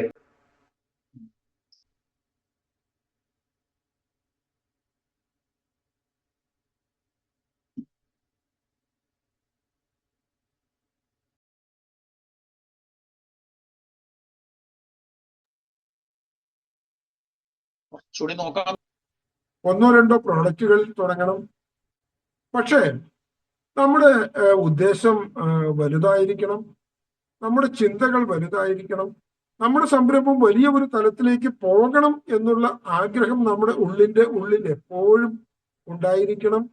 അതിന് നമ്മൾ ചുറ്റുപാടും നടക്കുന്ന സാഹചര്യങ്ങളെ തീർച്ചയായും കാണണം. അതിന് നമ്മൾ 10ാമത് പറയുന്ന കാര്യം നിരന്തരമായ വൈവിധ്യവൽക്കരണം കൊണ്ടുവരണം എന്നുള്ളതാണ്. വൈവിധ്യവൽക്കരണം ലക്ഷ്യം വെക്കണം. ഒരു സംരംഭം തുടങ്ങിക്കഴിഞ്ഞാൽ അത് അവിടെ ആ ഒരു ഉൽപ്പന്നത്തിലോ സേവനത്തിലോ നിൽക്കുക എന്നുള്ളതല്ല, മറിച്ച് അതിന് വൈവിധ്യവൽക്കരണം കൊണ്ടുവരിക എന്നുള്ളതാണ് ഇതിന്റെ അടിസ്ഥാനപരമായ വിജയത്തിന്റെ ഘടകം എന്ന് പറയുന്നത്. ഇപ്പോ നമ്മൾ ഉജാല രാമചന്ദ്രൻ എന്ന് പറയുന്ന ഇന്ന് ഇന്ത്യയിൽ അറിയപ്പെടുന്ന ഒരു വലിയ വ്യവസായിയാണ് ഉജാല രാമചന്ദ്രൻ, അല്ലേ? ഉജാല രാമചന്ദ്രൻ ജ്യോതി ലാബോറട്ടറീസ് എന്ന് പറയുന്ന ആ സ്ഥാപനം ഒരു മൾട്ടി MNC ആയിട്ട് ഇന്ന് നമ്മുടെ മുമ്പിൽ നിൽക്കുന്നുണ്ട്.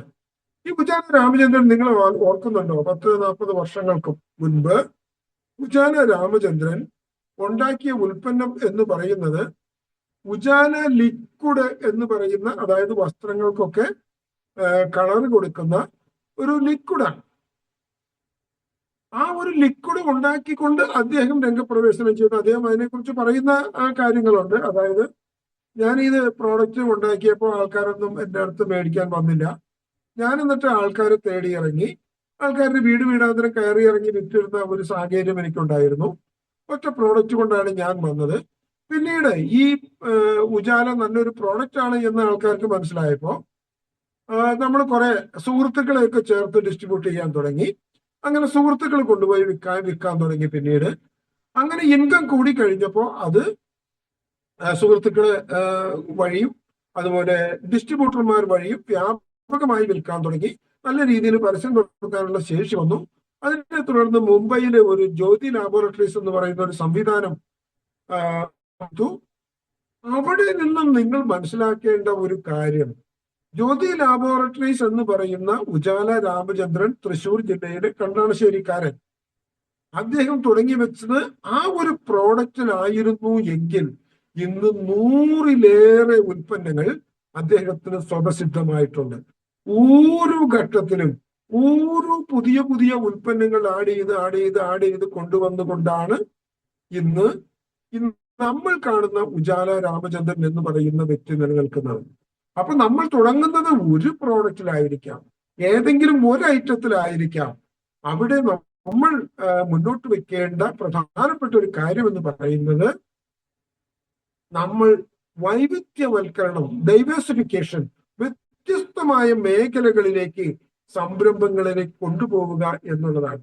എല്ലാ കാലത്തും ഒരുപോലെ ശോഭിക്കുന്ന വ്യവസായങ്ങളുണ്ട് എന്ന് നമ്മൾ ആരും ധരിക്കരുത്.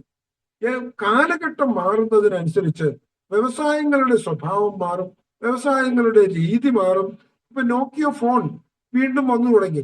പണ്ട് അതൊരു സിസ്റ്റം ആയിരുന്നു, വേറെ ഈ ആൻഡ്രോയിഡിലേക്ക് വന്നപ്പോൾ അത് മടിച്ചു നിന്നു. പിന്നെ അത് ഫീൽഡിൽ നിന്ന് ഔട്ടായി പോയത് എങ്ങനെയാണ്? അതുപോലെയാണ് നമ്മുടെ രാജ്യത്ത് വരുന്ന മാറ്റങ്ങളെ ഉൾക്കൊണ്ടുകൊണ്ട് ഡൈവേഴ്സിഫിക്കേഷൻ നടത്താതെ പോകുന്ന സംരംഭങ്ങളുടെ എല്ലാം സ്ഥിതി.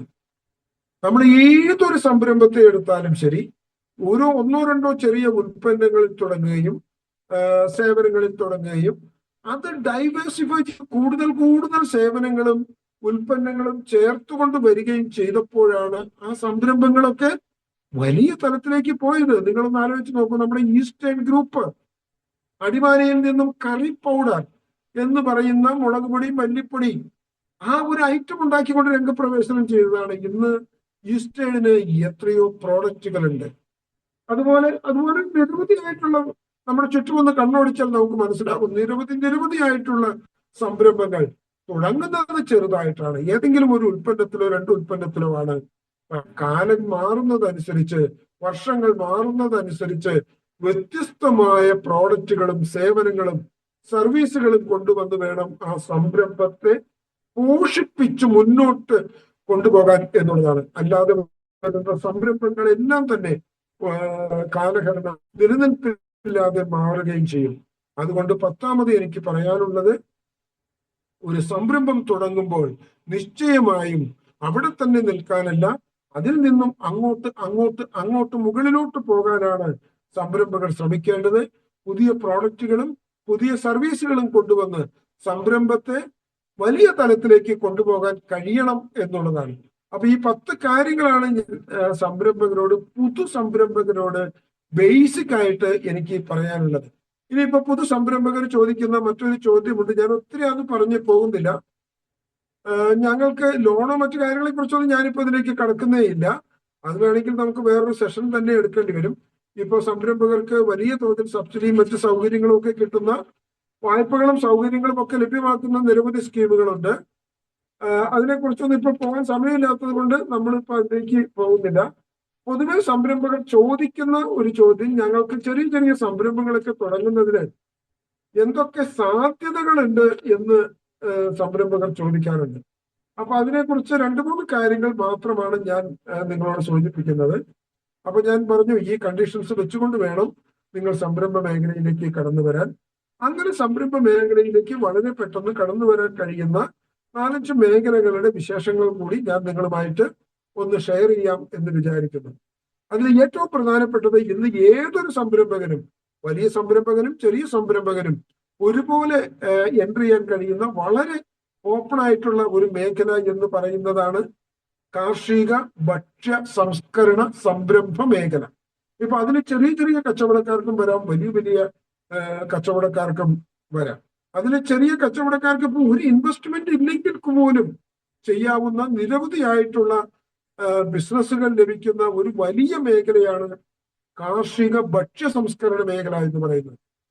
അതിൽ റെഡി ടു ഈറ്റ് ഫുഡ് ആയാലും ശരി, റെഡി ടു കുക്ക് ഫുഡ് ആയാലും ശരി, ഇതെല്ലാം തന്നെ നമുക്ക് കോമ്പറ്റേറ്റീവ് ആയിട്ട് നമ്മുടെ സംസ്ഥാനത്ത് നിൽക്കുന്നതിനുള്ള വലിയ ഒരു സാധ്യതയും അവസരവുമുണ്ട്. അപ്പൊ ഇത് എങ്ങനെയൊക്കെ പോയാലും ശരി, ഈ കാർഷിക മേഖലയിൽ ഇപ്പൊ ചെറിയ ആൾക്കാർ ചെയ്യുന്ന ചില സംരംഭങ്ങളൊക്കെ നമ്മൾ കാണുമ്പോൾ നമുക്ക് തന്നെ അത്ഭുതം തോന്നും. ഇപ്പൊ 24 പേര് ജോലി ചെയ്യുന്ന ഒരു സംരംഭമാണ് ഇവിടെ കാക്കനാട് പ്രവർത്തിക്കുന്ന ഒരു റെഡി ടു കുക്ക് ഫുഡ് ഉണ്ടാക്കുന്ന ഒരു ചെറിയ സംരംഭം. എന്ന് പറഞ്ഞാൽ 24 പേര് അവിടെ വർക്ക് ചെയ്യുക. അവിടെ ചെയ്യുന്നതെന്ന് പറഞ്ഞാൽ വെജിറ്റബിൾസ് കൊണ്ടുവന്ന് ക്ലീൻ ചെയ്ത് കട്ട് ചെയ്ത് പാക്ക് ചെയ്ത് കൊടുക്കുക എന്ന് പറയുന്ന ഒരൊറ്റ ബിസിനസ് മാത്രമാണ്. അതുപോലെ വെളുത്തുള്ളി ക്ലീൻ ചെയ്ത് പാക്ക് ചെയ്ത് വിൽക്കുന്ന വ്യവസായ സ്ഥാപനങ്ങൾ നമ്മുടെ സൊസൈറ്റിയിൽ നന്നായിട്ട് വർക്ക് ചെയ്യുന്നു. അതുപോലെ തന്നെ ധാന്യങ്ങൾ മുളപ്പിച്ച് വിൽക്കുന്നു. വെറുതെ ധാന്യങ്ങൾ കൊണ്ടുവരുന്നു, അത് മുതിര, പയറ്, ചെറുപയറ്, കടല, ഇതുപോലുള്ള ധാന്യങ്ങൾ വരുന്നു. 8 മണിക്കൂർ വെള്ളത്തിൽ വെക്കുന്നു, 8 മണിക്കൂർ പുറത്ത് വെക്കുന്നു, അതിനൊരു മുള പൊട്ടുന്നു. അത് ആ മുള പൊട്ടുന്ന പാകത്തിന് പാക്കറ്റിലാക്കി സൂപ്പർ മാർക്കറ്റിൽ ഡിസ്ട്രിബ്യൂട്ട് ചെയ്യുന്ന മികച്ച ഒരു വ്യവസായിയെ എനിക്കറിയാം. അതുപോലുള്ള ബിസിനസ്സുകളൊക്കെ ചെയ്യുന്നതിന് സാധ്യതകളുണ്ട്. ഇപ്പൊ പുളി കൊണ്ടുവരുന്നു.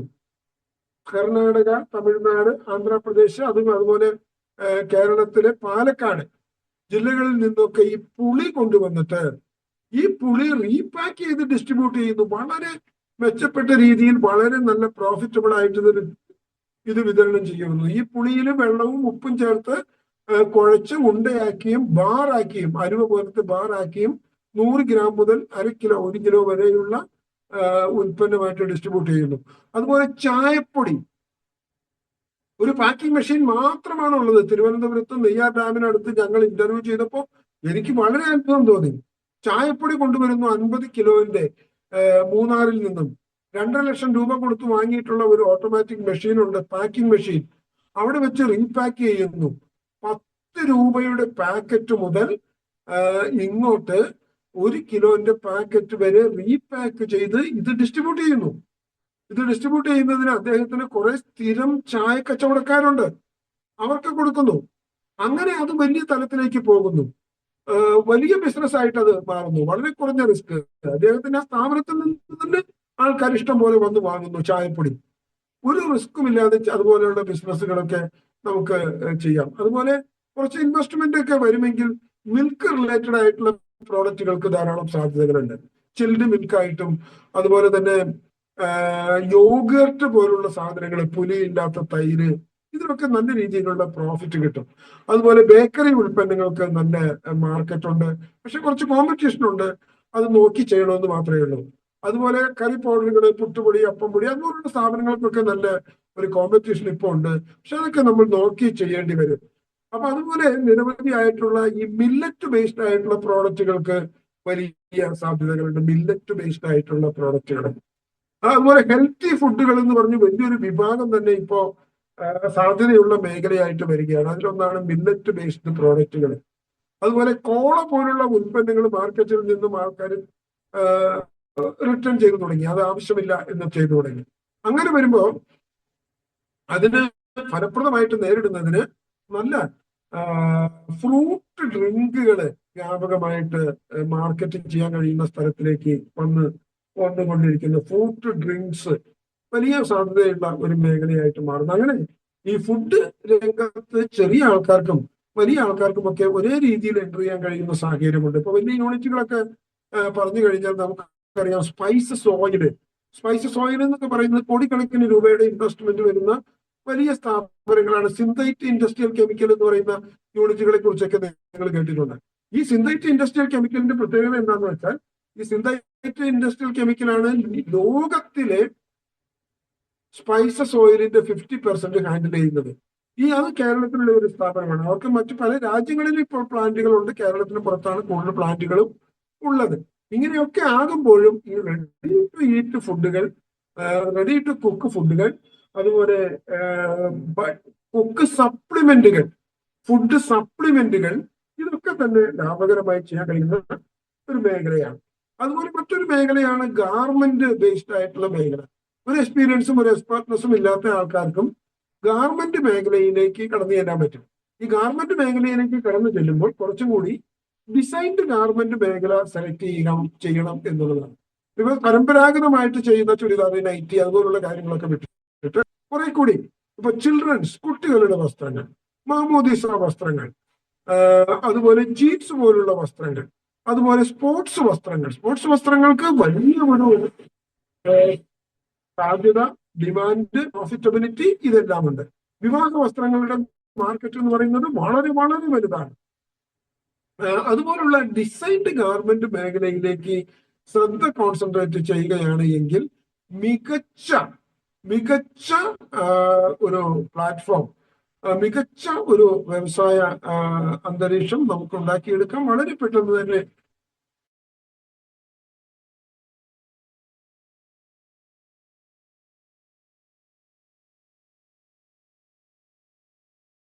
സപ്ലൈ ചെയ്യാൻ പറ്റും സ്കൂളുകൾക്ക്, അതുപോലെ ഇലക്ട്രിക്കൽ എക്യുപ്മെന്റ്സ് ഉണ്ടാക്കുന്ന സ്ഥാപനങ്ങൾക്ക്, അതുപോലെ പല പൊതുമേഖലാ സ്ഥാപനങ്ങളുടെയും ആൻസിലറി സ്ഥാപനങ്ങൾ എന്നുള്ള നിലയിൽ നമുക്ക് എഞ്ചിനീയറിംഗ് സ്ഥാപനങ്ങളെ കൊണ്ടുവരാൻ പറ്റും.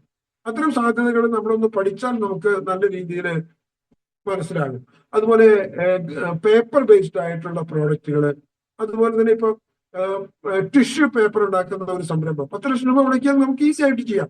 കുറച്ച് പ്രോഫിറ്റ് മാർജിൻ കുറവാണ് എന്നേ ഉള്ളൂ. ടിഷ്യൂ പേപ്പർ പോലുള്ള ബിസിനസ്സുകൾ, പേപ്പർ ബേസ്ഡ് ആയിട്ടുള്ള സംരംഭങ്ങൾ. അതുപോലെ സർവീസ് സ്ഥാപനങ്ങൾ, ധാരാളം സർവീസ് സ്ഥാപനങ്ങൾക്ക് നമുക്ക് അവസരങ്ങളുണ്ട്. അതൊക്കെ തന്നെ നമുക്ക് സംരംഭ മേഖലയിൽ കൊണ്ടുവരാൻ കഴിയുന്ന ചെറിയ ചെറിയ മേഖലകളാണ്. അതുപോലെ വലിയ മേഖലകളിലും ഒക്കെ തന്നെ നമുക്ക് ബിസിനസ്സുകൾ കൊണ്ടുവരാൻ പറ്റും. ഞാൻ ഒത്തിരി പറഞ്ഞ് നിങ്ങളുടെ അവസരം നിങ്ങളെ ക്ഷമ പരീക്ഷിക്കുന്നില്ല. ഒന്നാമത് നിങ്ങളുടെ ഒരു മുഖഭാവം കണ്ട് സംസാരിക്കാൻ കഴിയുന്നില്ല എന്നുള്ളത് വലിയൊരു കുറവാണ്. ഞാൻ ഈ പറഞ്ഞ കാര്യങ്ങൾ, അതുപോലെ തന്നെ ഈ സംരംഭ മേഖലയുമായി ബന്ധപ്പെട്ടുകൊണ്ട് പറഞ്ഞ കാര്യങ്ങൾ, അതുപോലെ നിയമപരമായി വന്നിട്ടുള്ള ഏറ്റവും റീസെന്റ് ആയിട്ടുള്ള ഡെവലപ്മെന്റ്സ്, ഈ കഴിഞ്ഞ തിങ്കളാഴ്ച വന്ന ഡെവലപ്മെന്റ്സ്, ഇതൊക്കെ ബേസ് ചെയ്തുകൊണ്ട് നിങ്ങൾക്ക് ഇനി എന്തെങ്കിലും ചോദിക്കാനുണ്ടെങ്കിൽ നിങ്ങൾക്ക് ചോദിക്കാം.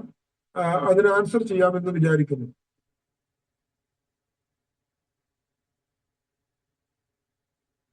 ഹലോ ഹലോ, ചോദിച്ചോ. ഓക്കെ. ഇപ്പം ഉപയോഗത്തിലില്ലാത്ത വീടുകള് നമുക്ക് വ്യവസായമായിട്ട്, അതായത് ഗോഡൌൺ അങ്ങനെ എന്തെങ്കിലുമായിട്ട് മാറ്റാവുന്ന ഇൻഡസ്ട്രീസ് കൊമേഴ്ഷ്യൽ ലൈസൻസ് എടുക്കാതെ തന്നെ ചെയ്യാവുന്നൊരു ന്യൂസ് ഞാൻ മനോരമയിൽ കണ്ടിട്ടുണ്ടായിരുന്നു. അങ്ങനെയുള്ള ചട്ടങ്ങളൊക്കെ ആയിട്ടുണ്ടോ? അതിപ്പം റെഡി ആയിട്ടുണ്ടോ? അതിന്റെ ചട്ടങ്ങളായിട്ടുണ്ട്. അതിന്റെ ചട്ടങ്ങളാണ് ഈ 18-ാം തീയതി നിലവിൽ വന്നത്.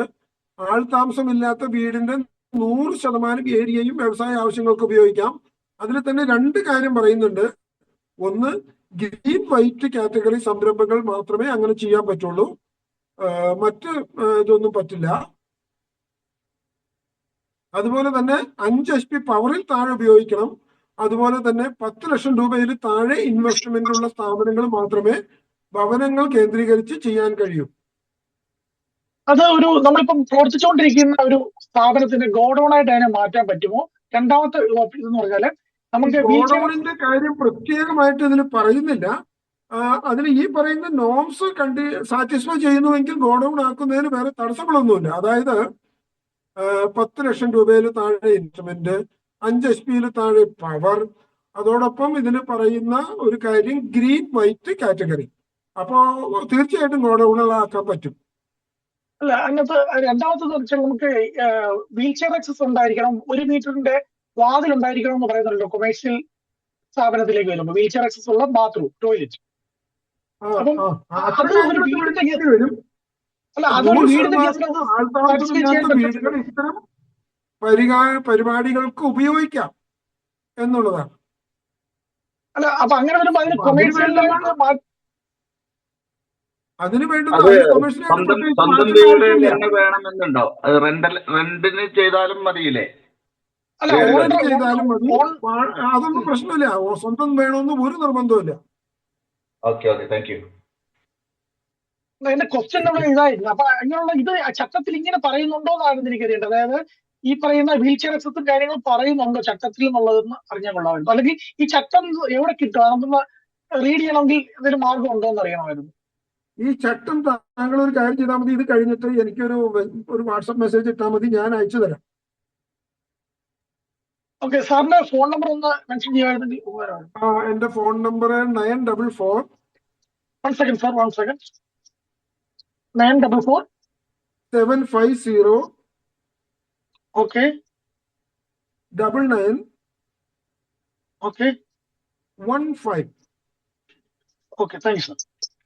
അപ്പൊ ഇതിന്റെ ചട്ടങ്ങൾ പൂർണ്ണമായിട്ട് നിലവിൽ വന്നിട്ടുണ്ട്. അത് ഞാൻ അയച്ചു തരാം. പക്ഷെ അതിൽ ഈ ഗോഡൌൺ അതുപോലുള്ള കാര്യങ്ങളൊന്നും സ്പെസിഫിക് ആയിട്ട് പറയുന്നില്ല. അതിൽ പറയുന്നത് ഇതൊക്കെയാണ്. അത് ഗ്രീനോ വൈറ്റോ കാറ്റഗറിയിൽ വരുന്നതായിരിക്കണം. അതിന്റെ ഇൻവെസ്റ്റ്മെന്റ് ഇത്ര ഉണ്ടാവാൻ പാടുള്ളൂ, അതിന്റെ പവർ ഇത്ര ഉണ്ടാവാൻ പാടുള്ളൂ. അത്തരം സംരംഭങ്ങള് ഇപ്പൊ ഗോഡൌണായി ഉപയോഗിക്കുന്നതിന് അതിന് പ്രത്യേകിച്ച് തടസ്സങ്ങളും ഒന്നും തന്നെ ഇല്ല. പിന്നെ അതിന് വേണ്ട മാതൃകളും കാര്യങ്ങളും ഒക്കെ അപ്പൊ നമ്മൾ അതനുസരിച്ച് ക്രമപ്പെടുത്തേണ്ടി വരും. അത്രേ ഉള്ളൂ. ഈ വീടിന്റെ ടാക്സ് സ്ട്രക്ചർ മാറുമോ? ടാക്സ് മാറുമോ? കൊമേഴ്ഷ്യൽ ആവുമോ? ഇല്ല, അങ്ങനെ ഒന്നും അതിന് പറയുന്നില്ല. ടാക്സ് സ്ട്രക്ചർ മാറുമെന്നോ ഒന്നും പറയുന്നില്ല. സർ ഇതിലൊരു സംശയം. പിന്നെ നമുക്ക് ഇലക്ട്രിസിറ്റി കണക്ഷൻ സെപ്പറേറ്റ് കിട്ടുമോ? ഇലക്ട്രിസിറ്റി കണക്ഷൻ സെപ്പറേറ്റ് കിട്ടും. ഇപ്പോൾ തന്നെ ഇലക്ട്രിസിറ്റിക്ക് ഒരു റൂളുണ്ട്. അതായത് നമ്മുടെ കണക്റ്റഡ് ലോഡിന്റെ, ആ വീട്ടിലെ കണക്റ്റഡ് ലോഡിന്റെ 20% വരെ വ്യവസായ ആവശ്യങ്ങൾക്ക് ഉപയോഗിക്കാമെന്ന് ഇപ്പൊ തന്നെ ഒരു നിയമമുണ്ട് അവർക്ക്. സർ അത് 5 HP വേണമെങ്കിൽ നമ്മൾ സെപ്പറേറ്റ് കണക്ഷൻ എടുക്കണം. അതാണ് KECBയുടെ നിയമം. Okay, thank you. ഓക്കെ.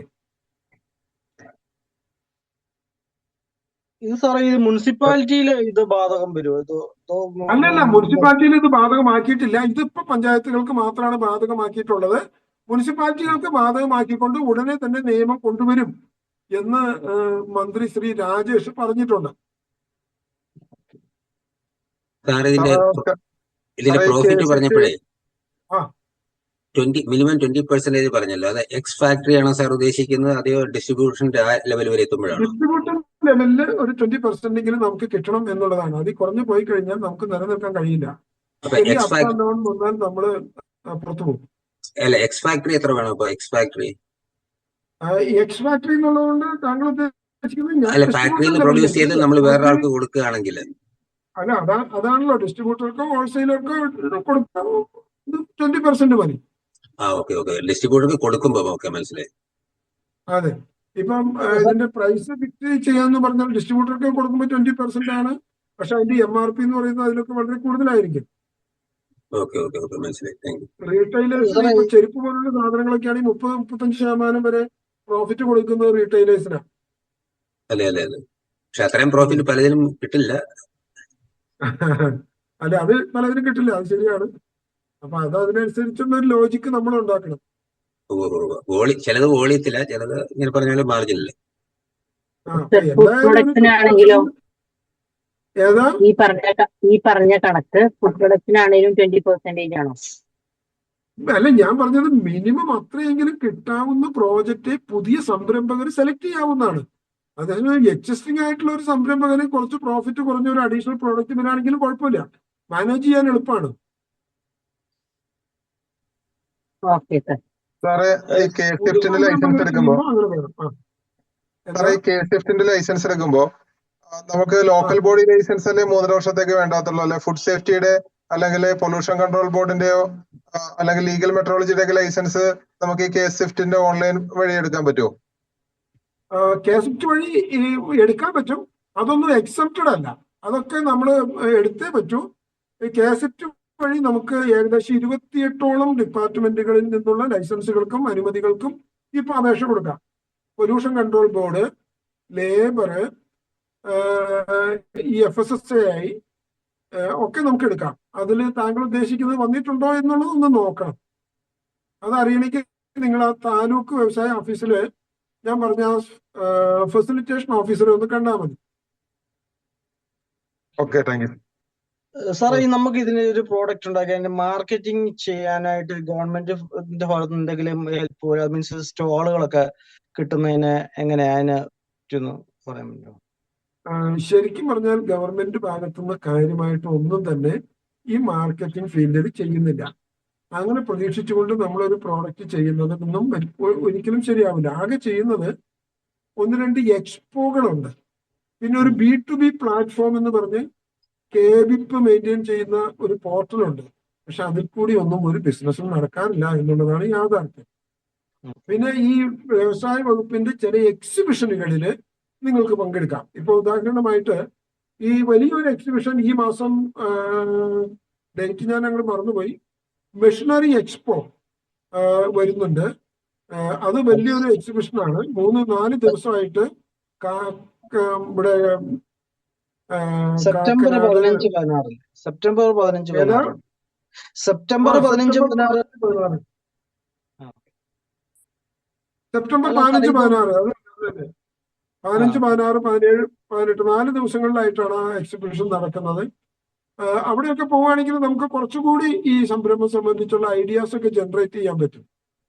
അതോടൊപ്പം അവിടെ വളരെ ഡിസ്കൗണ്ട് റേറ്റിലാണ് ഈ എക്സിബിഷനൊക്കെ നടക്കുന്നത്. അവിടെയൊക്കെ റൂമൊക്കെ അവിടെ സ്റ്റാൾ എടുക്കുകയാണെങ്കിൽ നിങ്ങളുടെ പ്രോഡക്റ്റ് ഒക്കെ എക്സിബിറ്റ് ചെയ്യാനുള്ള സൗകര്യമുണ്ട്. അത് മെഷീനറിയാണ് മുഖ്യമായിട്ടും ചെയ്യുന്നത്. ഇതിപ്പോ ഓരോ ഡിസ്ട്രിക്റ്റിലും അല്ലെങ്കിൽ ഓരോ വർഷവും ഒരുപാട് എക്സിബിഷൻസ് നടക്കുന്നുണ്ടല്ലോ. അപ്പൊ നമുക്ക് അങ്ങനെ അവിടെ എക്സിബിഷനുകളിൽ ഒരു സ്റ്റോൾ ഒക്കെ കിട്ടണമെന്നുണ്ടെങ്കിൽ നമ്മൾ എങ്ങനെയാണ്, അതിന് വല്ല പൊതുവായ എന്തെങ്കിലും ഉണ്ടോ, അതോ എങ്ങനെയാണ്? അത് ആ സമയത്ത് നിങ്ങൾ കൺസേൺഡ് ജില്ലാ വ്യവസായ കേന്ദ്രത്തെയോ അതിന്റെ സബ് ഓഫീസറെയോ ഒന്ന് കോൺടാക്ട് ചെയ്താൽ മതി. അല്ല, അതിപ്പോ നമ്മള് ഇപ്പൊ ഈ മനോരമയുടെ ഒക്കെ എക്സിബിഷൻ, വനിതാ വീട് എന്നൊക്കെ പറഞ്ഞുകൊണ്ട് ഓരോ എക്സിബിഷനുകൾ വരുമല്ലോ, അതൊക്കെ ഈ ജില്ലാ വ്യവസായ കേന്ദ്രവുമായിട്ട് ഇതായിട്ടുള്ളതായിരിക്കും, അതോ ഈ മനോരമയുടെ തന്നെ അവരുമായിട്ട് കോണ്ടാക്ട്?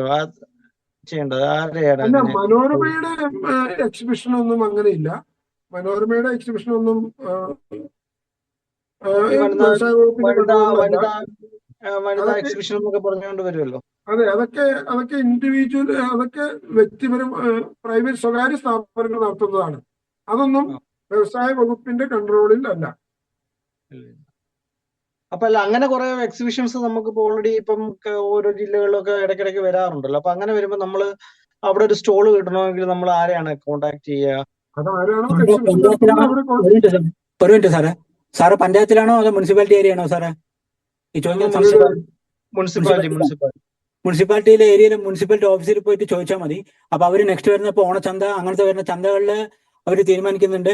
അപ്പൊ അവര് പറയും അതിനനുസരിച്ചിട്ടുള്ള കൊട്ടേഷൻ കൊടുക്കാൻ പറയും. അപ്പൊ ആ സമയത്ത് കൊട്ടേഷൻ കൊടുത്താൽ മതി എന്നാണ് എന്റെ അല്ല, അറിവ്. അപ്പൊ അങ്ങനെ ഒരു ഈ മനോരമയുടെ ഒക്കെ പറയട്ടെ. എക്സിബിഷനിൽ പങ്കെടുക്കാൻ ആരും കൊട്ടേഷൻ ഒന്നും കൊടുക്കണ്ട.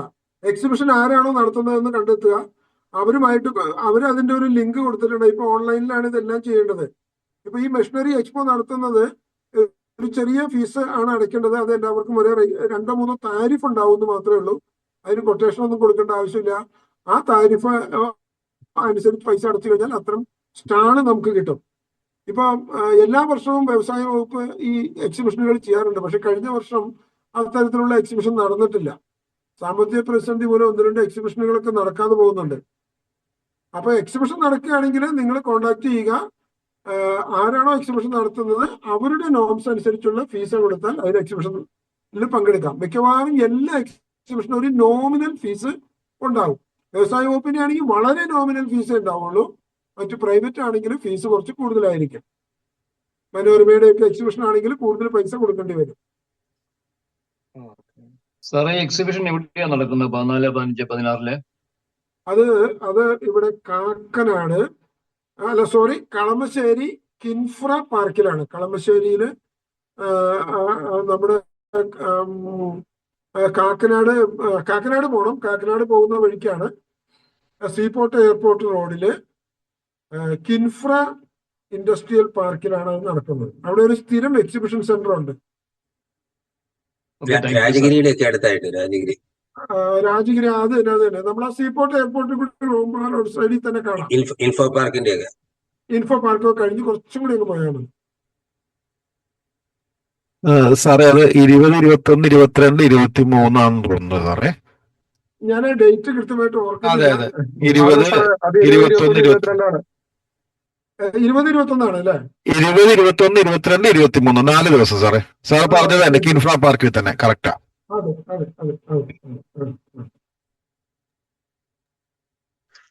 അടുത്ത മാസം 20, 21, 22, 23 4 ദിവസം സാറേ. 4 ദിവസം. ഓക്കെ ശരിയാണ്. എല്ലാ വർഷവും ഉള്ളതാണോ അല്ലേ? എല്ലാ വർഷവും ഉള്ളതാ. ഒന്നും ചോദിക്കാനില്ല എന്ന് വിചാരിക്കുന്നു. ആരോ ചോദിക്കുന്നുണ്ട്. പറഞ്ഞു. ഹലോ, ചോദിച്ചോ. ഗ്രീൻ വൈറ്റ് കാറ്റഗറി എന്ന് പറയാവോ ഏതൊക്കെയാണെന്ന്? അത് വലിയ ലിസ്റ്റാണ്. അതിന്റെ ലിസ്റ്റ് വേണമെങ്കിൽ ഞാൻ അയച്ചു തരാം. അതിൽ നിന്ന് നിങ്ങൾ നോക്ക്. അത് 4 കാറ്റഗറി ഉണ്ട്. പൊല്യൂഷൻ കൺട്രോൾ ബോർഡ് സൈറ്റിൽ കയറി കഴിഞ്ഞാൽ നിങ്ങൾക്ക് ഇത് വായിക്കാം. വൈറ്റ് ഉണ്ട്, ഗ്രീൻ ഉണ്ട്, ഓറഞ്ച് ഉണ്ട്, റെഡ് ഉണ്ട്. ഈ വൈറ്റ് കാറ്റഗറി സംരംഭങ്ങള് പൊല്യൂഷൻ കൺട്രോൾ ബോർഡിന്റെ അനുമതി എടുക്കേണ്ട ആവശ്യമില്ല. അത് ചെറിയ അസംബ്ലിംഗ് യൂണിറ്റുകളാണ്. കുറച്ചുകൂടി പൊല്യൂഷൻ കുറഞ്ഞ യൂണിറ്റുകളാണ് ഗ്രീൻ കാറ്റഗറിയിൽ വരുന്നത്. ഇപ്പൊ ഒരു ചെറിയ ഫ്ലോർ മില്ല് ചെയ്യുന്നു, അതൊക്കെ ഗ്രീൻ കാറ്റഗറിയിലാണ് വരുന്നത്. ഇപ്പൊ ചെറിയ കട്ടിങ്ങും സ്റ്റിച്ചിങ്ങും മാത്രം നടത്തുന്ന ഗാർമെന്റ് യൂണിറ്റുകളൊക്കെ വൈറ്റ് കാറ്റഗറിയിലാണ് വരുന്നത്. ചെറിയ അസംബ്ലിംഗ് യൂണിറ്റുകളൊക്കെ വൈറ്റ് കാറ്റഗറിയിലാണ് വരുന്നത്. പിന്നെ ഒരേ ആക്ടിവിറ്റി തന്നെ കൂടുതൽ ഫങ്ഷൻസ് വരുമ്പോൾ, അതായത് ഇപ്പം ഒരു ഓട്ടോമൊബൈൽ റിപ്പയറിംഗ് ആൻഡ് സർവീസിങ്, ഒരു എഞ്ചിനീയറിംഗ് വർക്ക്ഷോപ്പ് എന്ന് പറയുമ്പോൾ അതൊരു ഗ്രീൻ കാറ്റഗറിയാണ്. പക്ഷെ ആ എഞ്ചിനീയറിംഗ് വർക്ക്ഷോപ്പിനോട് ചേർന്ന് ഒരു പെയിന്റിംഗ് ബൂത്ത് കൂടി സ്ഥാപിക്കുകയാണെങ്കിൽ അത് ഓറഞ്ച് കാറ്റഗറിയിലേക്ക് പോയി. അപ്പൊ അങ്ങനെ ഒരേ ആക്ടിവിറ്റി ആണെങ്കിലും അതിൽ കൂടുതൽ ആക്ടിവിറ്റികൾ വാല്യൂ അഡീഷൻസ് ഉണ്ടാകുന്നതനുസരിച്ചും കാറ്റഗറി മാറും. അതുകൊണ്ട് നമുക്ക് എല്ലാം അങ്ങനെ ഇന്നത് ആയിരിക്കും എന്ന് പറയാൻ പറ്റില്ല. അതെ സാറേ, ഞാനൊരു കാര്യം ചോദിച്ചിട്ട് ഫുഡിന്റെ ഒക്കെ വരുമ്പോ ഈ ഗ്രീനിലാണോ വരുന്നതെന്ന് അറിയാൻ വേണ്ടിയായിരുന്നു. ആ ഫുഡിന്റെ മിക്കവാറും എല്ലാം ഗ്രീനിൽ തന്നെയാണ്. പക്ഷെ അതിൽ കുറെ ഏറെ ഇപ്പം ഫുഡിന്റെ തന്നെ സ്പൈസസ്, ഓയിൽ എക്സ്ട്രാക്ഷൻ എന്നൊക്കെ പറയുന്നത് ഓറഞ്ചിലേക്ക് ഓക്കെ. അപ്പൊ ശരിക്കും ഈ ഹോട്ടലൊക്കെ ഇതിനകത്താണോ വരുന്നത്? പൊല്യൂഷൻ കൺട്രോൾ ബോർഡിന്റെ സൈറ്റിൽ കയറി കഴിഞ്ഞാൽ നിങ്ങൾക്ക് ഓരോ കാറ്റഗറിയിലും ചെയ്യാൻ പറ്റും. ഇനിയിപ്പോ ആർക്കെങ്കിലും സംശയം ഉണ്ടെങ്കിൽ, കയറാൻ ബുദ്ധിമുട്ടുണ്ടെങ്കിൽ എന്നോട് പറഞ്ഞു, ഞാനത് അയച്ചു തരാം. സാറേ ഒന്ന് അയച്ചു തരാമെങ്കിൽ വളരെ ഉപകാരമായിരുന്നു. അയച്ചു തരാം. ഓക്കെ, സാർ ഒരു സംശയം കൂടി. അപ്പോ ഒരു സംശയം കൂടി. ഇത്രയും നേരം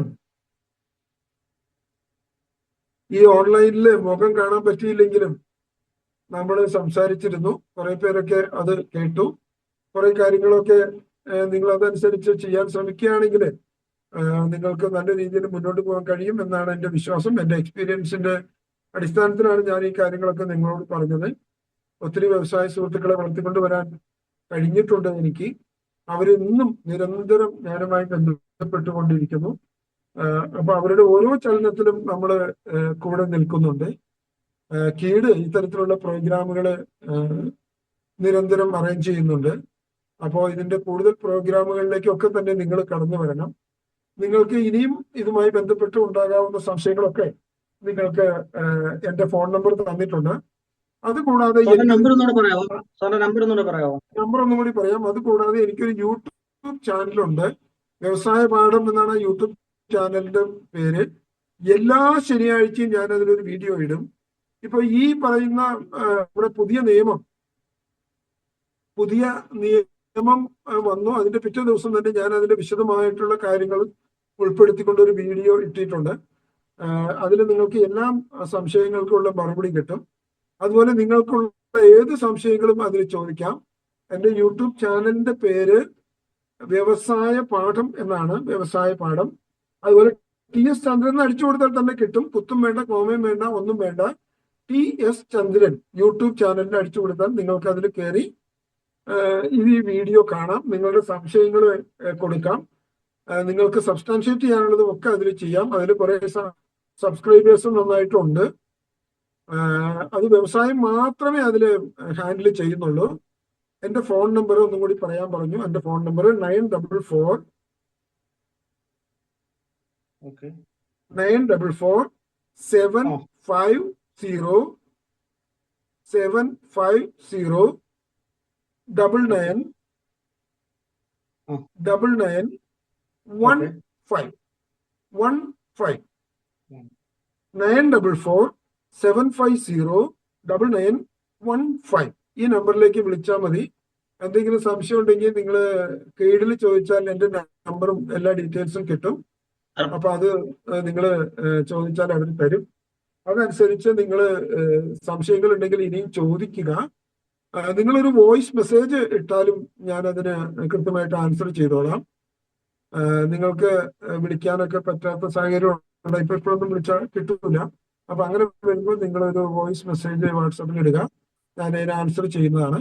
അപ്പോൾ എല്ലാ സംരംഭ സുഹൃത്തുക്കൾക്കും ഒരിക്കൽ കൂടി എൻ്റെ നന്ദി, നമസ്കാരം. അതുപോലെ കീടിനും ഹൃദയം നിറഞ്ഞ നന്ദി. Okay, thank you sir. Thank you very much sir.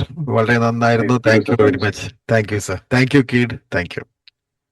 Thank you sir. Thank you sir.